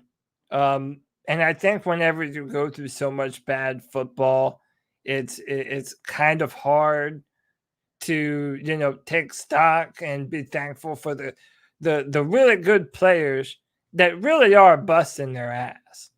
I mean, truly. And Shaq Thompson even alluded to that in his post-game press conference too. It's like, they hate the losing. It feels just as bad, if not worse, to them. And, if you're a player on this football team, you don't get to say so who your head coach is, who your defensive coordinator is, who your offensive line coach is. You don't get to say so in all of that stuff. So, I mean, with that in mind, when you look at a player like Jeremy Chin and everything that he does and how he flies around, he hits like a missile. One of our better defensive players is he's a man that's trying to build a culture of dependability. I mean, that's 100% what you want from your captain football player. So definitely giving a shout out to Jeremy Chin. And then my towel of shame, it goes to John Miller. I mean, it could go to a lot of guys on that offensive line, but John Miller continues to be trotted out there just to get his ass kicked every single time. And yeah, we blame the coaches because they should have the wherewithal to not trot them out there. But at the same time, dude, take some responsibility for what you do, man. You're clearly holding back this football team with your level of play. And the fact that you just can't own up to it in your post-game press conference, I mean, you're always a part of the reason why whatever quarterback is under center is getting absolutely destroyed. Take some onus to that, man. So, yeah, tower of shame. It's going to John Miller.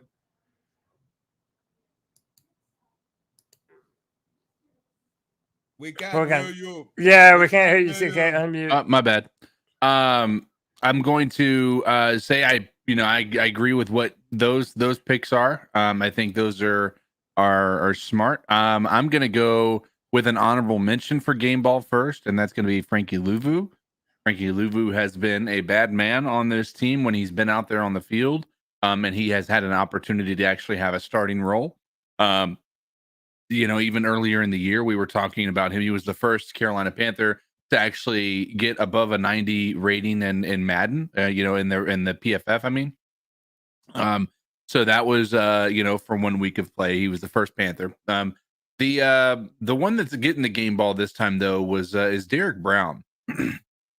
Derek Brown was a monster today. And even if you want to look at the Kamara run where he got 20 or Kamara, screen pass where he was able to get out wide to the left, like Derek Brown ran him down and punished him with a tackle out of bounds. On top of that, the nice, sacks, tackles for losses. I mean, even that, was it the sack or he got somebody he knocked down? Yeah, he got a sack today. He got a sack. Was it? But I mean, it was one violent. Like I don't know if it was that one was the violent one or not. The one where he. Oof. Yeah, it was violent. Yeah. That was a violent. He was hitting hard today. And my towel of shame is going to go to Hartsfield. He had an interception, perfect, right in his hand. Right, yes. All right, good one. I'm glad you did this. Yeah, hit him right in the chest. Hit him right in the chest. Right in his chest, and it was a pass from a horrible quarterback in Taysom Hill, and I love it. So, and he just wasn't able to come down with it, and unfortunately, that could have changed that. I mean, it was a third down, so they punted to us anyway. But That could have changed the tide if we if we didn't have to be backed up on the 10-yard line for like 3 consecutive series because we went 3 and out. So, all right. Yeah. Okay. Yep. The man that was here comes in, sliding in the DMs with the $5. Actually, right in the chat, $5 super chat. We appreciate it. First, we thank you all for your support, and thank you, the man that was here, for the monetary support. But we appreciate your time more than anything. So thank you for the super chat. Thank you for your time. Thank you for just being here and helping lift me up in this moment of need for me, and reminded me. He said, "You got great lettuce, dude. Don't be upset. Don't be upset." Can I start a new tradition real quick? So inevitably, we always kind of lose viewers as we get towards the end of the show. I'm going to shout out all the real ones that are still in the chat room, man.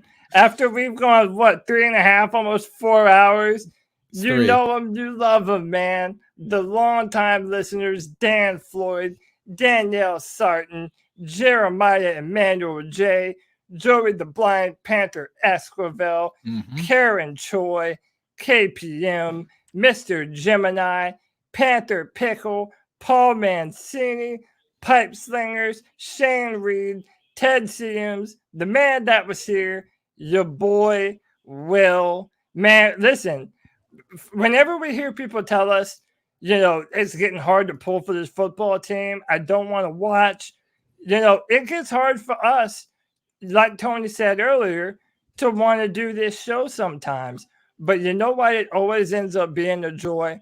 Because we have kick-ass fans like you who love what we do, who enjoyed this conversation, and you make it so worth it for all of us, man. Shout out to the C3 Nation. I can genuinely say, for both me, CK, and Tony, that you all add a ton to our life, man. We love it. We love the community that we've built up here. We love that you're a part of it, and we can't wait to have a fantastic 2022 with all of you, man.